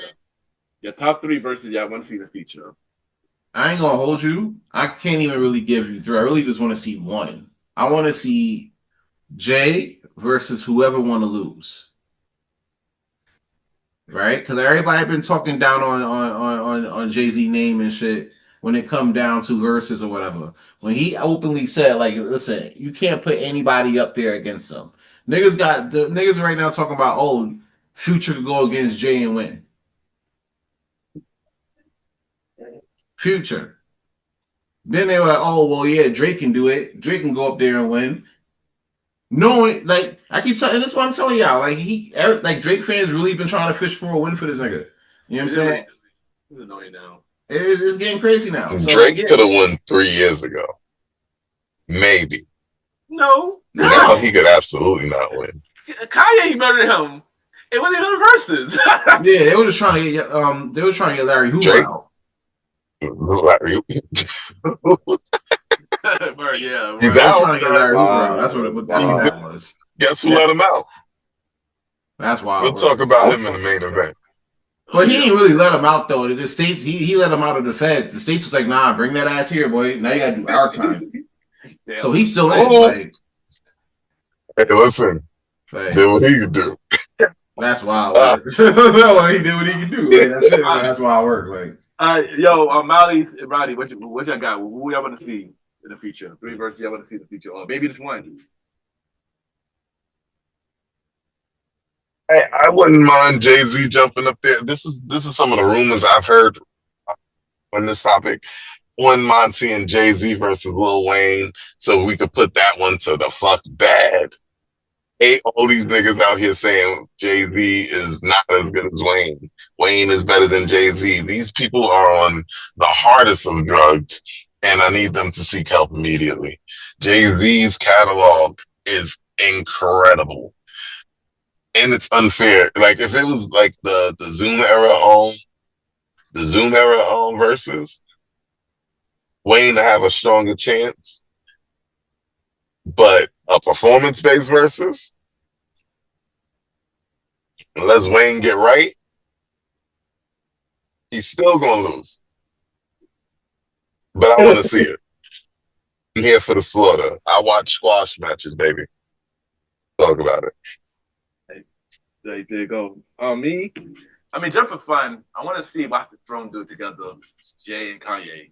Just for fun, you know. They go heads for heads. That would be cool. That would be cool, you know.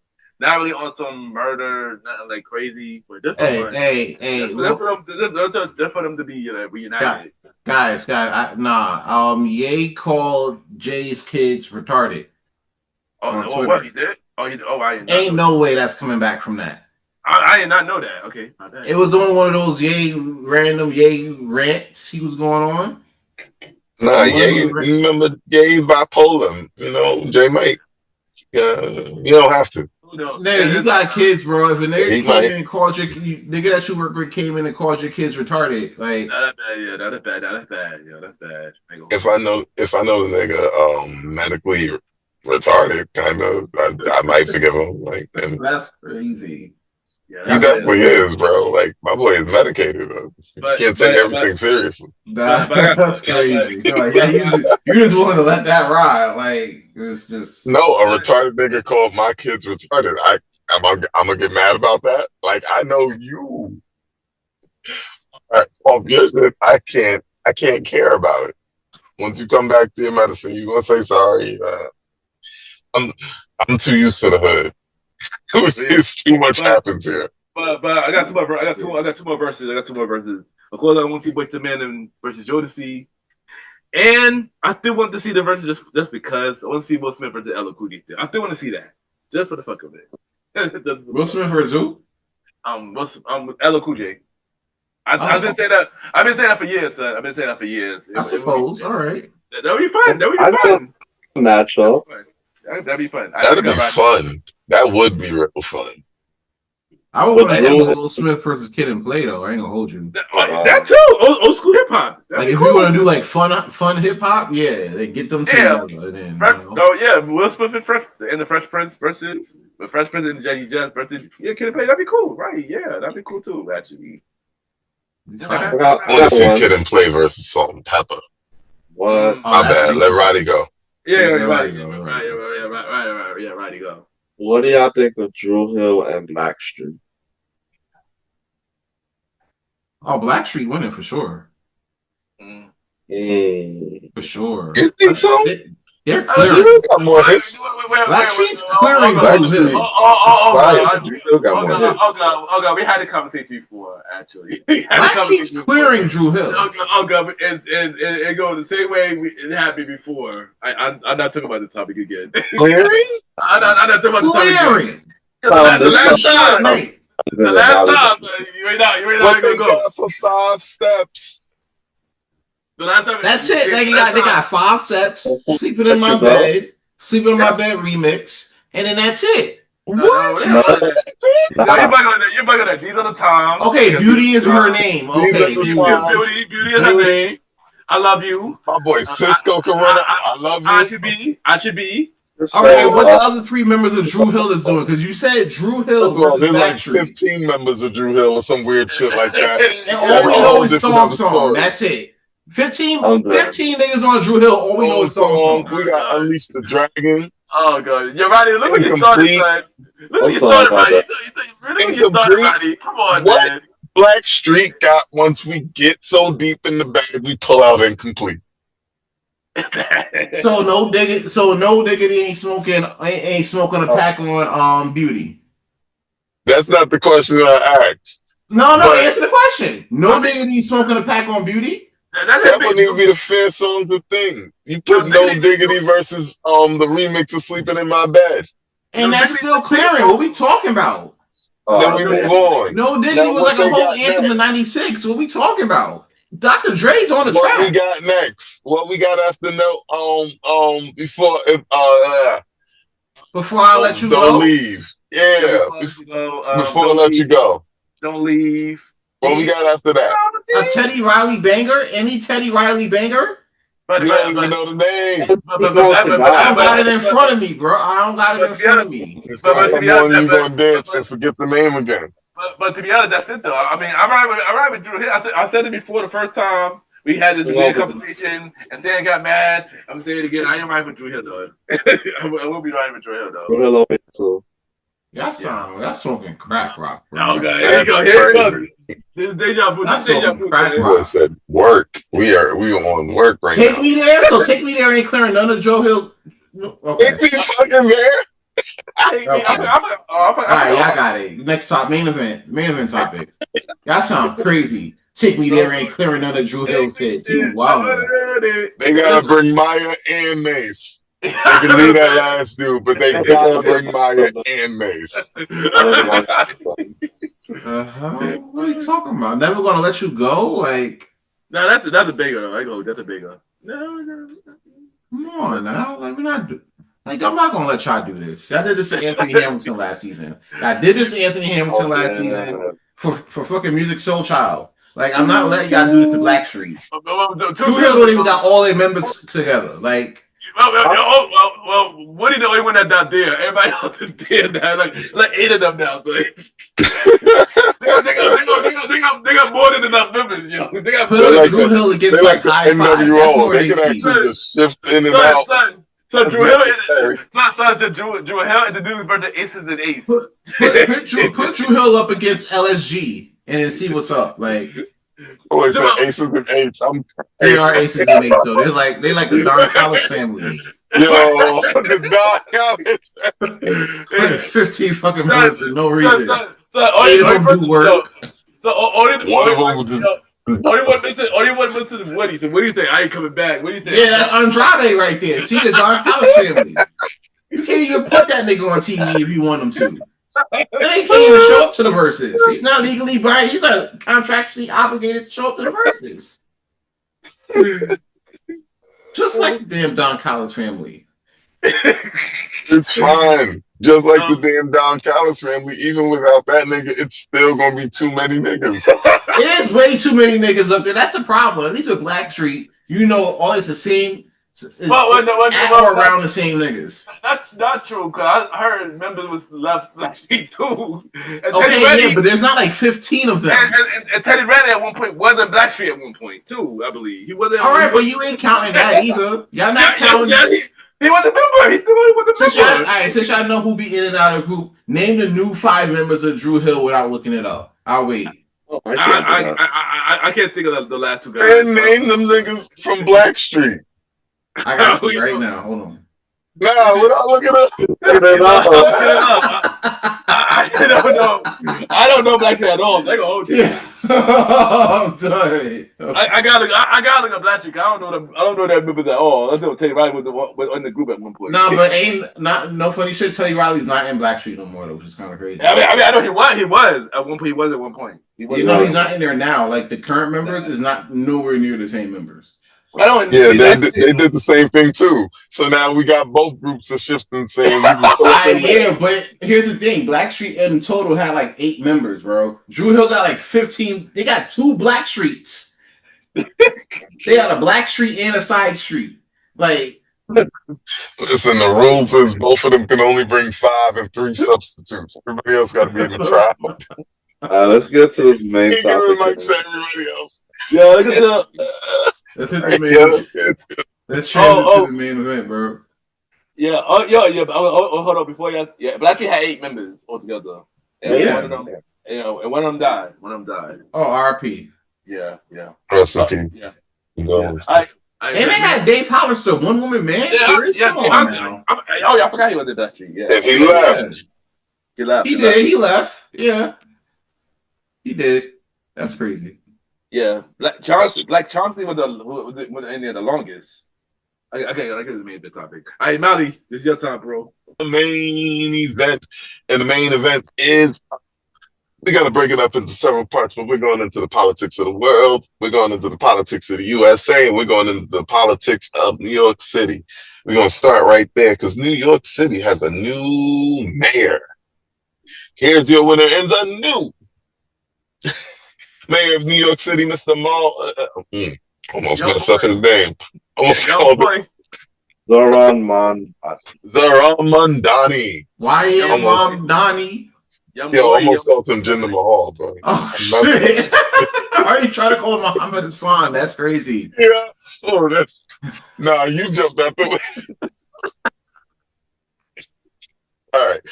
But we get accused of being racist like you would for everything in the world. No, we Zoran Mandani actually done New York City politics because they were pretty sure going to be Cuomo or Silva and took the election. Cowboy Chromo. Yes, sir. Had his last ride. Yeah. Zoran Mandani, 34-year-old, actual immigrant from Ghana. Shout out to Ghana. So my boy is African American. He's more African American than I am. Yeah, man. He caught me with that.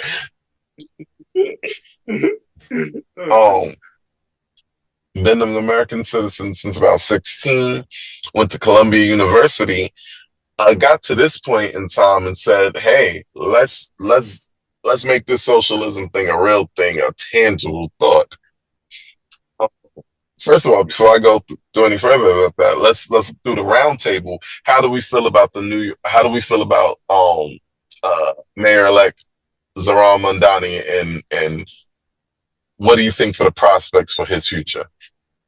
I think it's going to be like an uphill battle for real. I mean, granted, like him getting elected does bring hope, you know what I'm saying, of having to go through new ideas. I feel like we tried this capitalism thing for like over 100 years, and we only seen one group of people benefit from it, and not like the working people as a whole. That's actually, and I'm only speaking from like the city mind state. You know what I'm saying? Like the working people keep this shit running 24/7. Everybody admires the fact that the city runs is a city that never sleeps. Why do you think it don't sleep? It's because regular ass everyday people push these wheels to keep this shit running for people to come and enjoy all year. You know what I'm saying? So you don't really see a lot of cities that do that like how New York do it. You know what I'm saying? That's why I always call it the most magical place on earth. You know what I'm saying? Because shit that you see here, you really don't see anywhere else. You know what I'm saying? It's just a fact. So for somebody to come on the campaign scene and lead with the fact that, you know what I'm saying, that he's keeping those people in mind for real, you know, is a jolt of energy in the space, especially now where from the top down is nothing but fuck the working people, get to this money, you know, let's get money from them so we can sit there and do what we want to do, you know, even if it's on a small level, you know what I'm saying? Like it brings a bit of hope for the people that's out here really pushing this city on. Now, will a lot of his stuff get mandated? That remains to be seen because, you know, you got to work with a lot of people who do it, and the people you're working with still believe and, you know, still giving money to these millionaires off the back of the regular everyday folks. You know what I'm saying? So that's going to be an uphill battle for him. I do believe that, you know, he'll be able to like make something happen, make something shake for the city, but the stuff that we really looking for, that's going to remain to be seen. And honestly, it made me get a new governor too. You know what I'm saying? So, yes. And she about to retire too. So she about to retire. So. Yeah, no, she talking about running again. But now she want to run again? Huh? She want to run again? Who? The governor? Yeah, she said she running again. I thought she was she ain't retired. Yeah, she ain't retiring. But she do got like some people that may run against her like in a primary. So they're mainly like up here. Like this one guy, Antonio Delgado. Like he ran up here and he won a seat up here, and that's how he became lieutenant governor. but he may run against her because there's a lot of things that he want to do that she's been kind of like holding him back on. So now it's going to look like a thing where he's going to probably run against her. But depending on how that runs out, may depend on if Mom Donnie's really going to get a lot of leeway to do what he's going to do. Yeah. So yeah, but And, so far so good.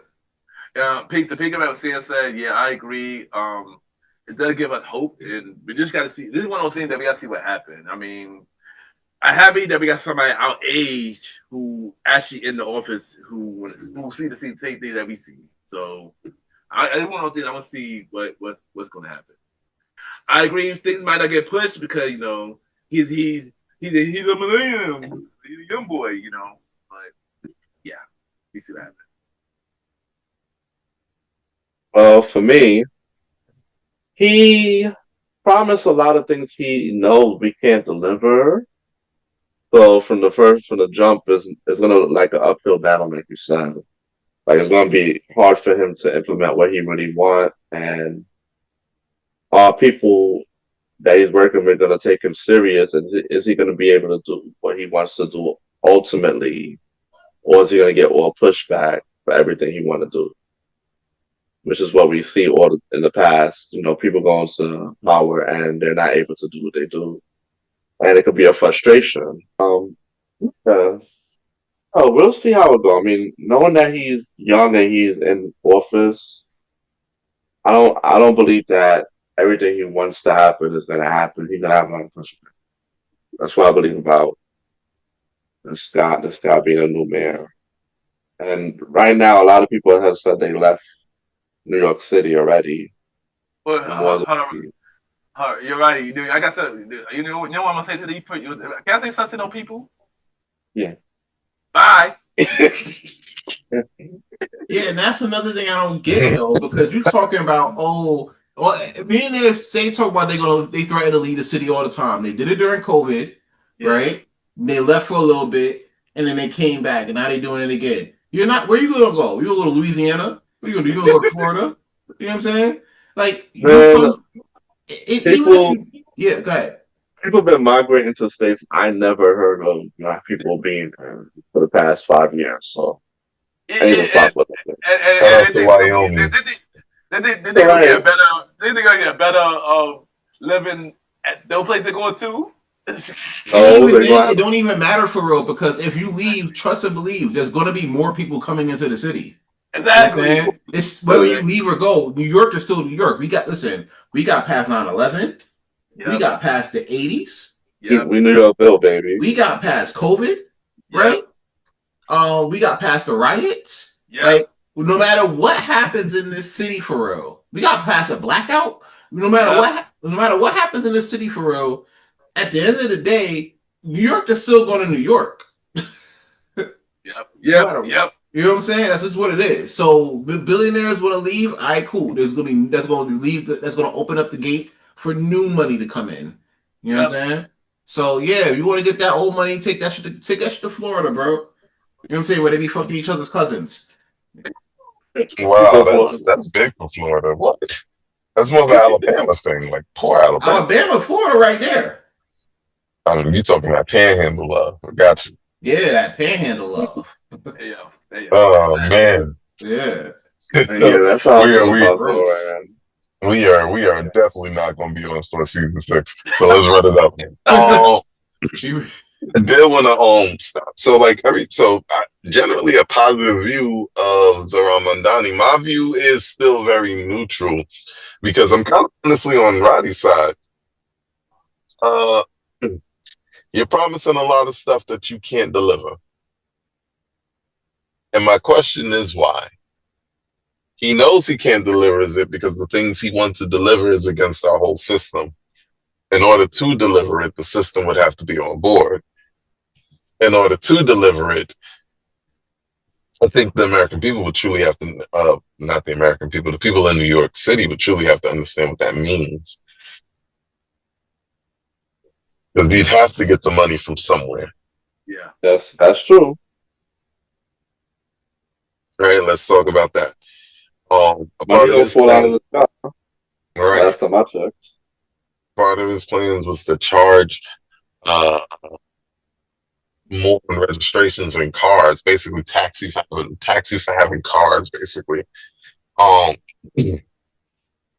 just off the registration based on the size of your car, mostly to promote less single car occupancy and to promote more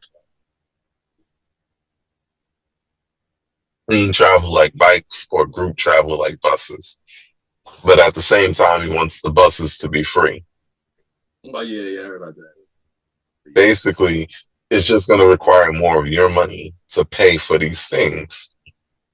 Because of the way taxes work, even in this state, you as the normal person, your money is supposed to go. Well, we'll say it's supposed to go, and for the most part does. We do have large chunks of money missing out of the account, but the lights are stayed on, right or wrong. Mm. Some of the potholes be in the street too long, but the lights are on. And I think that's a lot to consider when we're saying, hey, we hate everything about capitalism. Is that a fair assessment? I don't hate everything about capitalism. I just hate how it doesn't benefit folks that are usually like pushing the wheel for the situation. You know what I'm saying? I do want people to get their money and everything like that, and the freedom to get their money, but at the same time, I don't like how it's used where we don't get it back to the people that are really working for it for real. You know what I'm saying? Should be working for pennies. We should be working for what we, you know what I'm saying? What's affordable for our families. So, yeah. That's wanting more wages. People associate that with wanting socialism, because socialism and all that does not equal more money for your family. It equals money not being a factor for your family. True. Right? So the bill is on him. Everything else is on you. So if money's not truly a factor, you begin to do state issued work. In the worst cases, like, I know there's a way to do it, but like, there's a lot to consider before we just say, hey, let's throw this away. Yeah, I Who think said capitalism doesn't work in capitalism is just a bit more cutthroat. Yeah. Right? And it's cutthroat based on the desires of the people who want stuff. You want stuff. Therefore, somebody has to make the stuff and sell the stuff to you. Who's going to make the most money? Most people at the top, even because they're still selling the stuff and they're taking care of like the production, the manufacturing, advertising, and everything of that sort. You know what I'm saying? And that's granted, that's fine that they're going to make the most from doing that because you're doing the most work. But and this is the part where I'm like, you have capitalism, like I said, you get into that part. For the most part, yeah, I'm fine with that part where you're being competitive in that lane. But as long as you're paying the people that's actively doing the advertising, actively doing the manufacturing, the production, and those stages, make sure those people are paid fairly. That could be done. Well, see, that is the hard part, because the question is, what's fair? Well, once somebody accepts the money, we set a state standard. When somebody accepts the money, we got a state standard. What's our state standard? $15 an hour, right? Yeah, you would say. Once you accept $15 an hour for a job, it becomes fair. Once 70,000 people, a workforce worth of people, accepts $15 an hour, 1512 is a blessing. Okay. So that's crazy. But it's there's true. People that's in this country that make $7, right? Yeah. So, granted, like if people could accept 7, but then you see other states doing 15 or 12 or even 10, don't you start asking questions and be like, all right, what the hell are they doing over there that they're starting at 13, but yet we're starting at $750. You know what I'm saying? Why are we not making that? Why are we not making that epiphany for that disparity? You know what I'm saying? Are Like, we brave enough to actually go into the actual accounting books and answer those questions? Because half the time it's because those states are so dirt poor for various reasons. and that's the thing, because you got people flocking to those states. Because I just named a couple in the past segment. And that's the thing, like, like, see, this is where we get to it. And I know we were trying to go more outwardly. People want to know where the cost of living is slightly cheaper. That's true, but even the people that lives there can't afford that. Like, that's a whole city now. Like, there's nowhere in the country where you can get a 2-bedroom by yourself. Fact. That a fact. It's just true. So Now, where are we landing on fair at this point? For we know that's not fair. So how can we get to fair? Because we know the levels that we're at now isn't fair. So you got to understand what life is in America now, guys. No, this is still capitalism in Brooklyn and all these streets. This is still capitalism all the way through. Capitalism with a net of socialism, but capitalism generally, because the net of socialism we got is welfare and the programs that they turn on and off when they feel so. But once people stop accepting the wages, the wage goes up. 1, 2.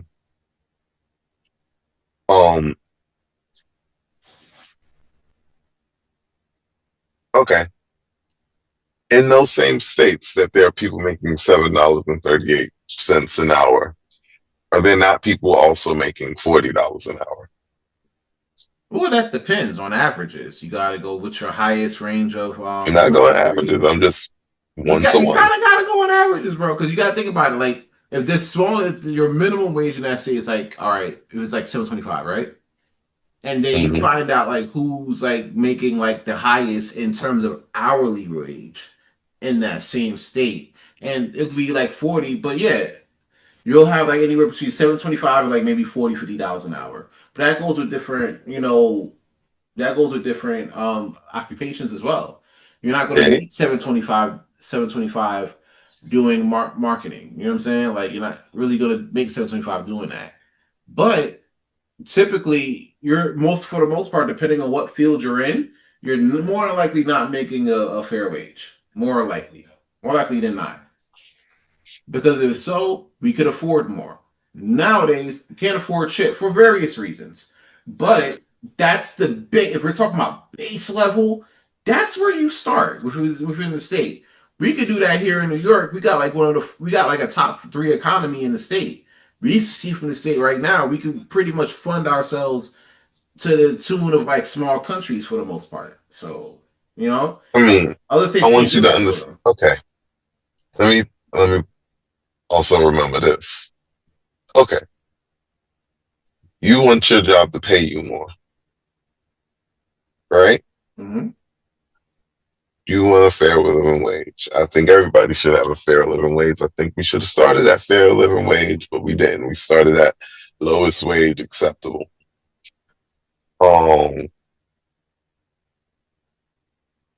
Problem with that is you are on that job's bank sheets as a liability. You know what I'm saying? And gotta wrap this up because we got a bigger topic at hand. But we're on those jobs bank sheets as a liability, right? So if that liability forcibly goes up, guess what else goes up? All the products. Guess who don't make products? People. Unfortunately. So guess who got to buy products? Same people. So the very people who work and pushing these engines, the more they pay you, they're going to take it out on consumers, and you're more likely to consumers anyway. Kind of it's a rough type cycle. But I did want to just kind of like wrap up this part. We want to talk a little bit more. Like I'm not even saying good or bad. I want to particulate about it because there's a lot going on. But for the most part, you guys feel like it's a fresh breath of air. A breath of fresh air. Yeah. I feel like it's a lot of flowery promises with a nice smile. What we're gonna see. And then taxes. But we're gonna see. All right. Because even then, like with Mom Donnie, he's asking people to pay at least like 20 to 40,000. He's millionaire to pay like over 20 to 40,000. Like people spend more on that on like hookers and coke, bro. Like I'm pretty sure you could drop some of that. Matter of fact, people spent more than that to see him lose to back these other campaigns. So you mean to tell me you could spend 8.3 million? I think Bill Bloomberg spent like 8 million to get on Cuomo's campaign, and all these other billionaires dropping a lot of money on these campaigns. You think that would have helped the city more if they would have put that towards the city that they so love to do business in? Come on, you could do it if you want to. They don't. You talking to the people that put the jobs there in the first place. That's the hard balance in that. You're talking to some of the people that put the jobs there in the first place. Okay, so what, you want to take care of the people that work in the jobs in the city? You want them to keep doing like what you're doing, right? You don't want to outsource the stuff, right? You want to keep the jobs in the city, right? So you can still help the city and still get those tax breaks, right? I'm just saying. Everybody does stuff for a purpose. We just scared to say that part out loud for real. It's okay. When you land, trust me. When you they land, don't need city tax breaks. They get them. It's the tax thing is the whole thing. Hold on, because that's a dense topic. But we're gonna move on.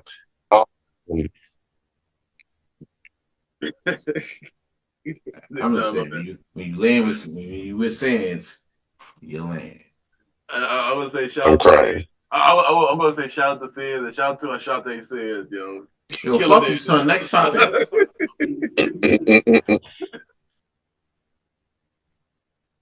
I'm going to shout to the Adonis. But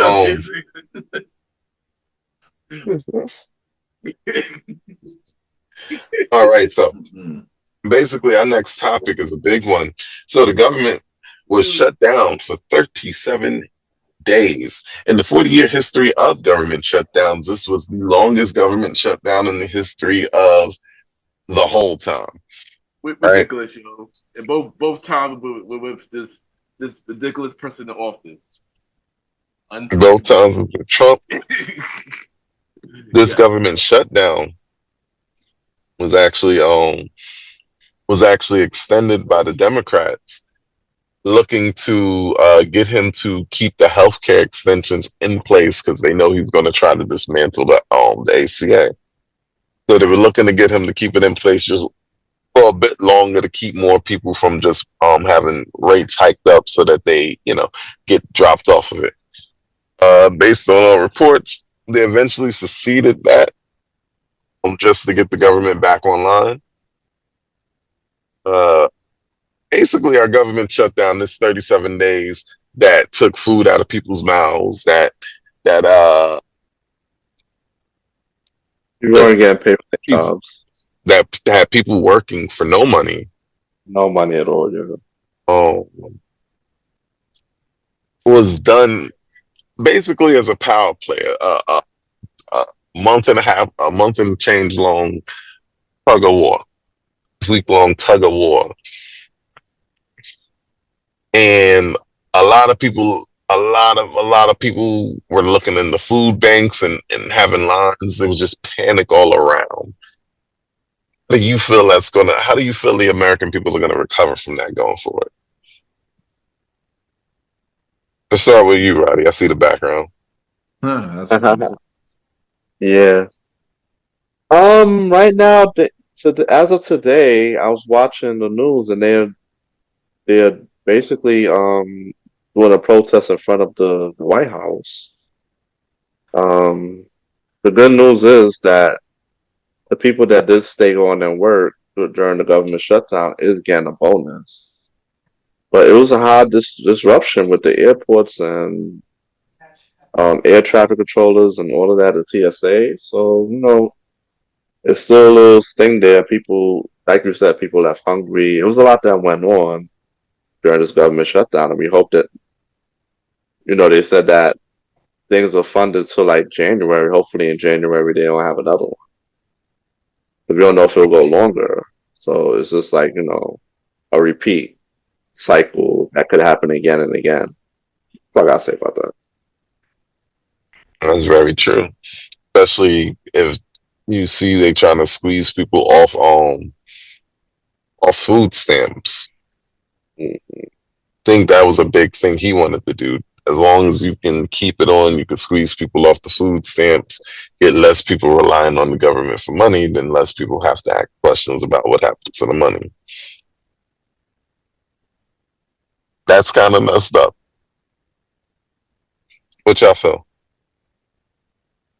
I think that this kind of shows in certain senses that a lot of this does become a game to them, to like politicians and stuff like that. Um, we went through the whole shutdown before, and at least like on the surface level of things, seeing how this whole thing played out from beginning to end, it kind of felt like a game for real because like on the surface level, even though the Democrats didn't really come away with nothing for real. I mean, they did get like a lot of the Epstein stuff out. So I guess if that was the plan all along, then hey, good job, you did that shit. But if you were really trying to get stuff for the people, you know what I'm saying? Like, I feel like you didn't really come away with that because we still don't got the healthcare stuff lined up. You know what I'm saying? Republicans has been trying to come up, hasn't come up with a replacement for Obamacare since it was named. They say they got a plan, but they never got a plan. It is their only plan was to get that man name off of it. That's really what it is. That's really what it is. They don't got a plan, son. They don't got a plan. They don't got a plan. The only plan is to get the man's name off of it. If they did a single payer healthcare system and then put it as Trump care, they'll sign it tomorrow and they'll say it'll be the best thing for the country. And honestly, it would be because it'll bring the cost way down. You know what I'm saying? But they ain't that smart to think about that yet. So I'm like, all right, cool. But there's no plan for them. So Their plan is not to pay for people. Like, they don't want to pay for people. They want to go back to what almost every Republican president, except I think Bush, tried to take a swipe at turning off the welfare. and it And really that's affects, since Truman. and honestly, it affects their voters.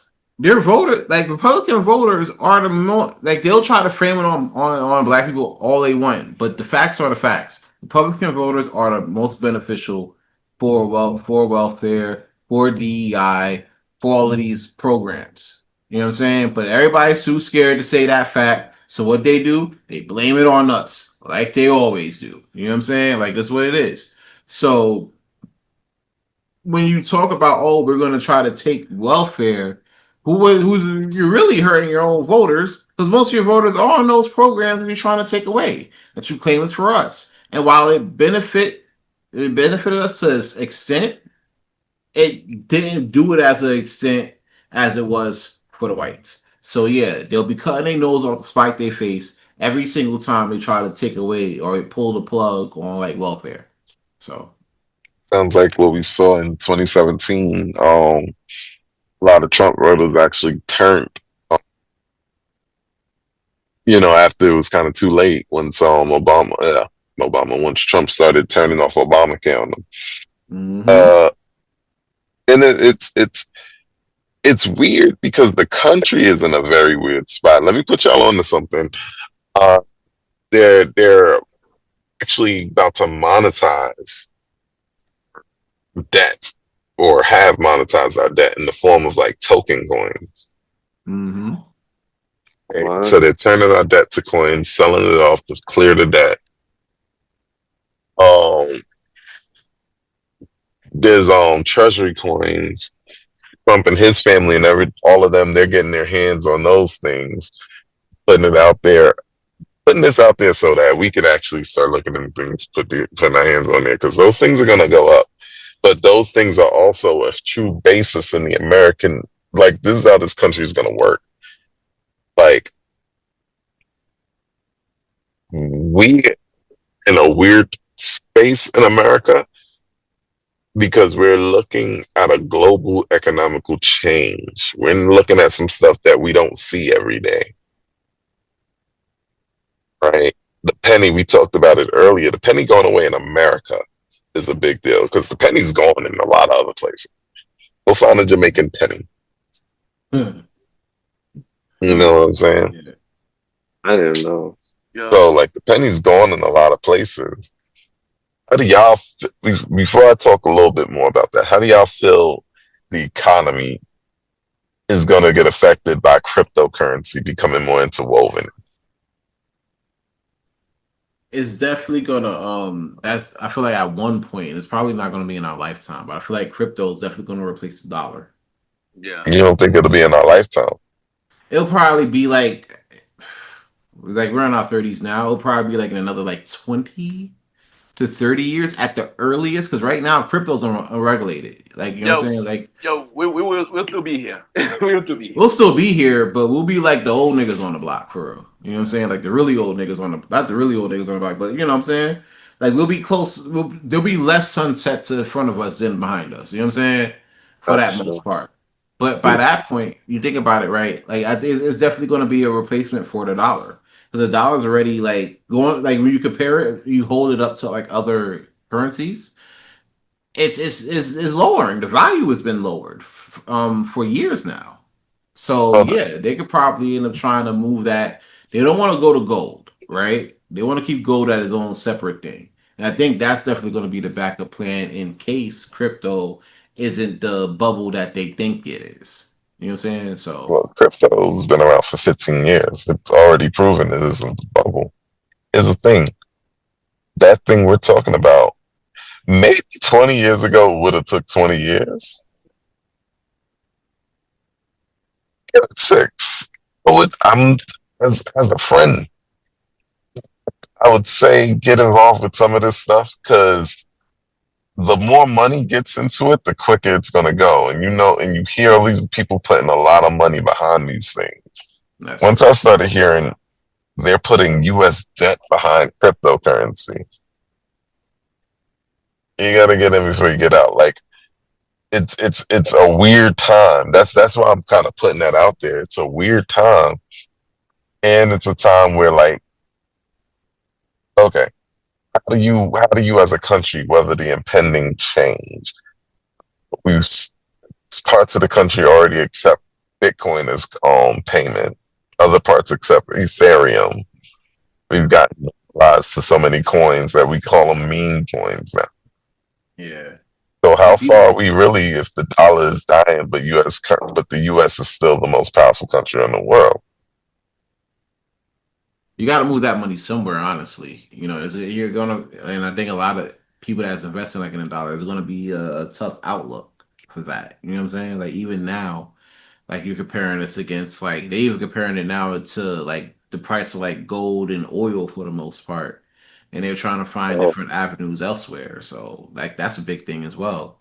Um, and then if you're gonna take away the dollar, how's that gonna affect the Federal Reserve and those markets? You know what I'm saying? Are they gonna regulate crypto? I don't think so. They haven't yet. So I mean, you I know, mean, who is the Federal Reserve? oh, this angrily dude Jerome Powell who keeps every time he speaks, I end up losing some form of money. Right. But So if we watch this, if we circumvent the Federal Reserve, we know of a non-governmental entity directly controlling money in the United States. nah, that's facts. And the only For the first time since what is guys on the island, like 1822 or something like that. Oh, well done. And just we're gonna get closer to wrapping this thing up. Love that we can vibe on these type of topics, but um, really just some closing remarks. Uh, Trump's been in office for the last 9, 10 months, 11 months now. Uh, just some closing remarks on where you think things are going, or some of your least favorite or favorite things that have happened since.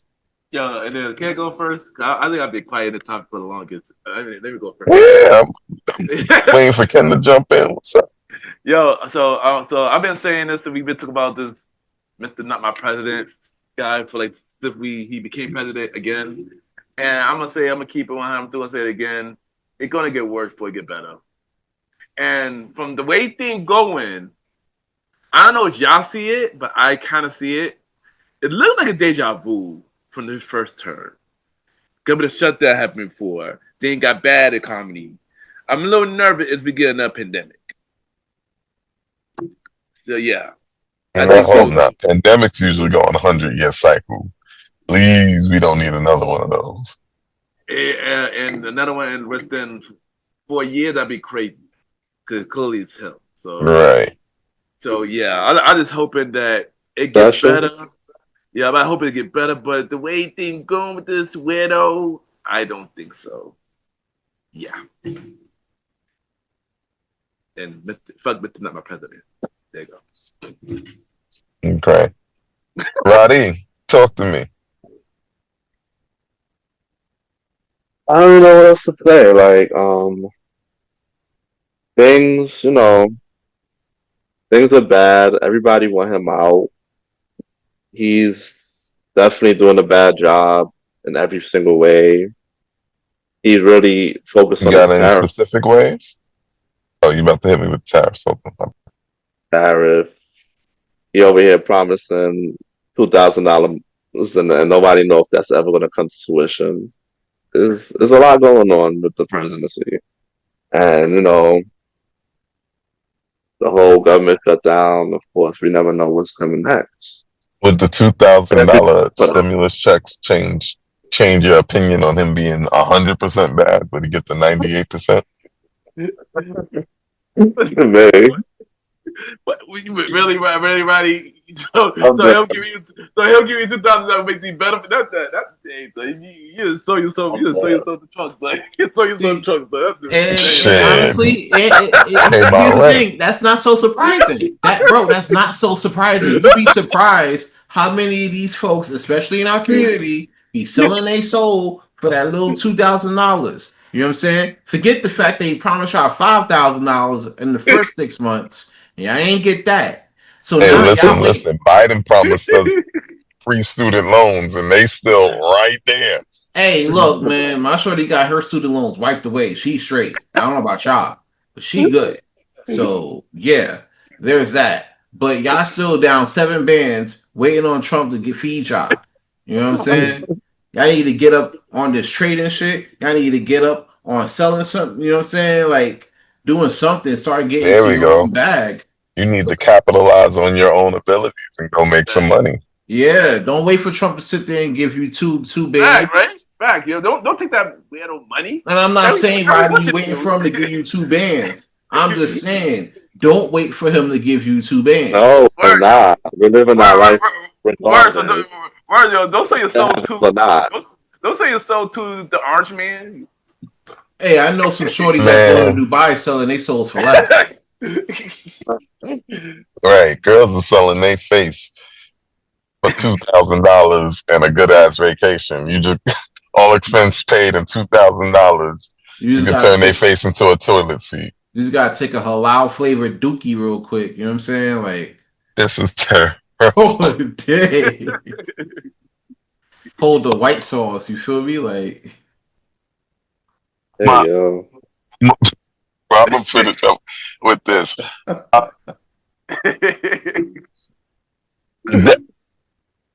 This time around, last time I was where I was with the last presidency Trump had.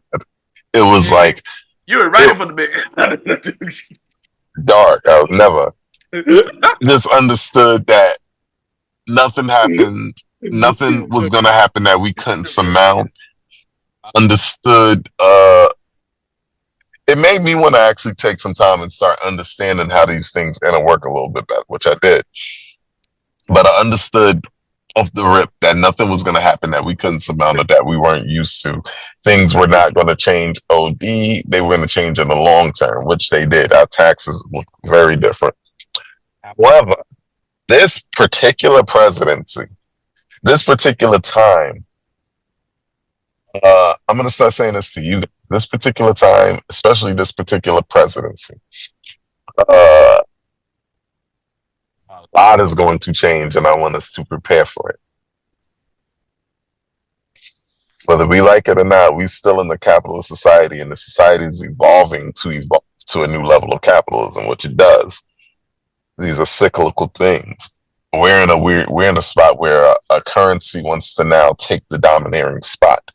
We were worried about America losing its place as the world's major superpower, but the rest of the world was worried about taking the money down. So I gotta say it's for everybody. This time around, buckle up. We about to have some fun. And I mean that sarcastically. Y'all have a good time with that. I'm trying to get rich though. I'm gonna show if we gonna throughout this show, and if we last the next 4 years, we're gonna walk through how we get rich step by step from broke to rich in a rough economy with a rough president during the big shift, because the shifts is when the shift happens. Talk to him, Ken. That's a fact. And there you go. And that is an episode of the Premier Boy Podcast, the season 5 premiere of the Premier Boy Podcast. It's your boy Ken, aka MrGentleman. Follow me on IG, Ken _MrGentleman. Ken, Ken _Mr. MR, Gentleman, GentleMan. Mr. Gentleman, like that podcast every Sunday for the main series, every Thursday for spin-off series Thursdays, where we have shows like a conversation about music every first Thursday at 12 p.m. Date night talk podcast with myself and Ms. Vanna B every second Thursdays at 12 p.m. The old school show with myself and the Star Rider Ride every fourth Thursday at 12 p.m. And the Top 20 Countdown show with myself and Ms. Jalen every third Thursday at 12 p.m. All shows for spin-off series Thursday returning in 2026, including the newest spin-off series Thursday show, Date Night Talk Stories, also coming in 2026. Chew! Hey, new Ken. Chew! Y'all got me fucked up. Jonte says. Jonte says. That got me fucked up. First of all, fuck y'all niggas, right? For this bullshit ass bet, number one. 2, fuck all the Trump supporters that fake went out and voted for him. You know what I'm saying? I'm glad the episode's over.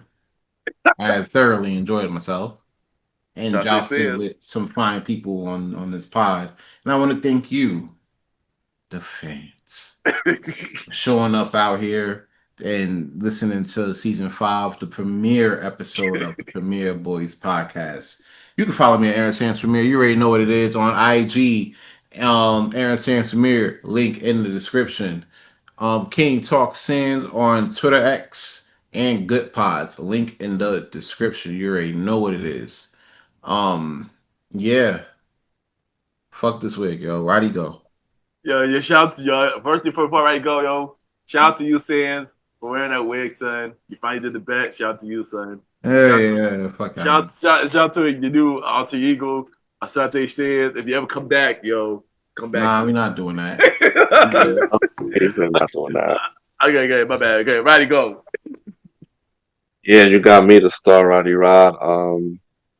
Star Time Live, check it out on every other Friday. You already know. Instagram. Follow Instagram at Star That Time Roddy on IG. The Star Roddy Rod on TikTok. Get the numbers up on those socials. And follow for updates on everything I'm doing, whether it be the podcast, interviews, skits, or acting. It's all on there. So follow me, and we'll see you next time. Yeah. There it is. Hey. Oh, let the chief. Where's the name for the sound? The tribal chief. First and foremost, thank you, Ken, as always, for the wonderful introduction. This is the first episode of season 5. They call me Malimal. I'm not going to tell you how to spell they call or me, but Malimal is Malimal. This is season 5. I'm going to stop spelling it, y'all. Follow me on Instagram. It's on everything: the Instagram, the TikTok, the Twitter. Well, Twitter is TCM. Oh, we don't call it that no more. The X. So what are we doing? We Xing. Yo. We Xing out here. I'm a re-X. Hey, yo. Let me get my X up real quick. Hey, yo. Hey, yo, what? Hey, Right. yo. Weird. Either way, other than that, we do have a lot more things like we talked about. We're putting some things in the oven. So, Blue Phoenix Redux, welcome to the trilogy, and please help us get the doggone TikTok up. Somebody come in and teach me how to do TikTok, y'all, man. So, You gotta do the dances, bro. dang it. You gotta And hit my I boy know, right? trying to teach me the dances, and since the accident, man, my hips don't do that no more. you gotta do the shits like this. You gotta hit the moves like this. But I want y'all to hit me up on everything. Love each one of the members of the Premier Fam. Ken, take us out of here, man. Yes, Where this man shaking his hips. Yes, there you go. And this is your boy Ken, aka Mr. Gentleman. You already know it's Aaron Sands, and we out here. Let's go. Oh shoot, this is the boy, the star Roddy Rod. You already know. And they called me Malimal. Long live the chief. Yes. Yeah. And thank you for checking out the season 5 premiere of the Premier Boy podcast. New episode every Wednesdays at 12 p.m. Have a good day on that radio listening to the Premier Boys podcast. True.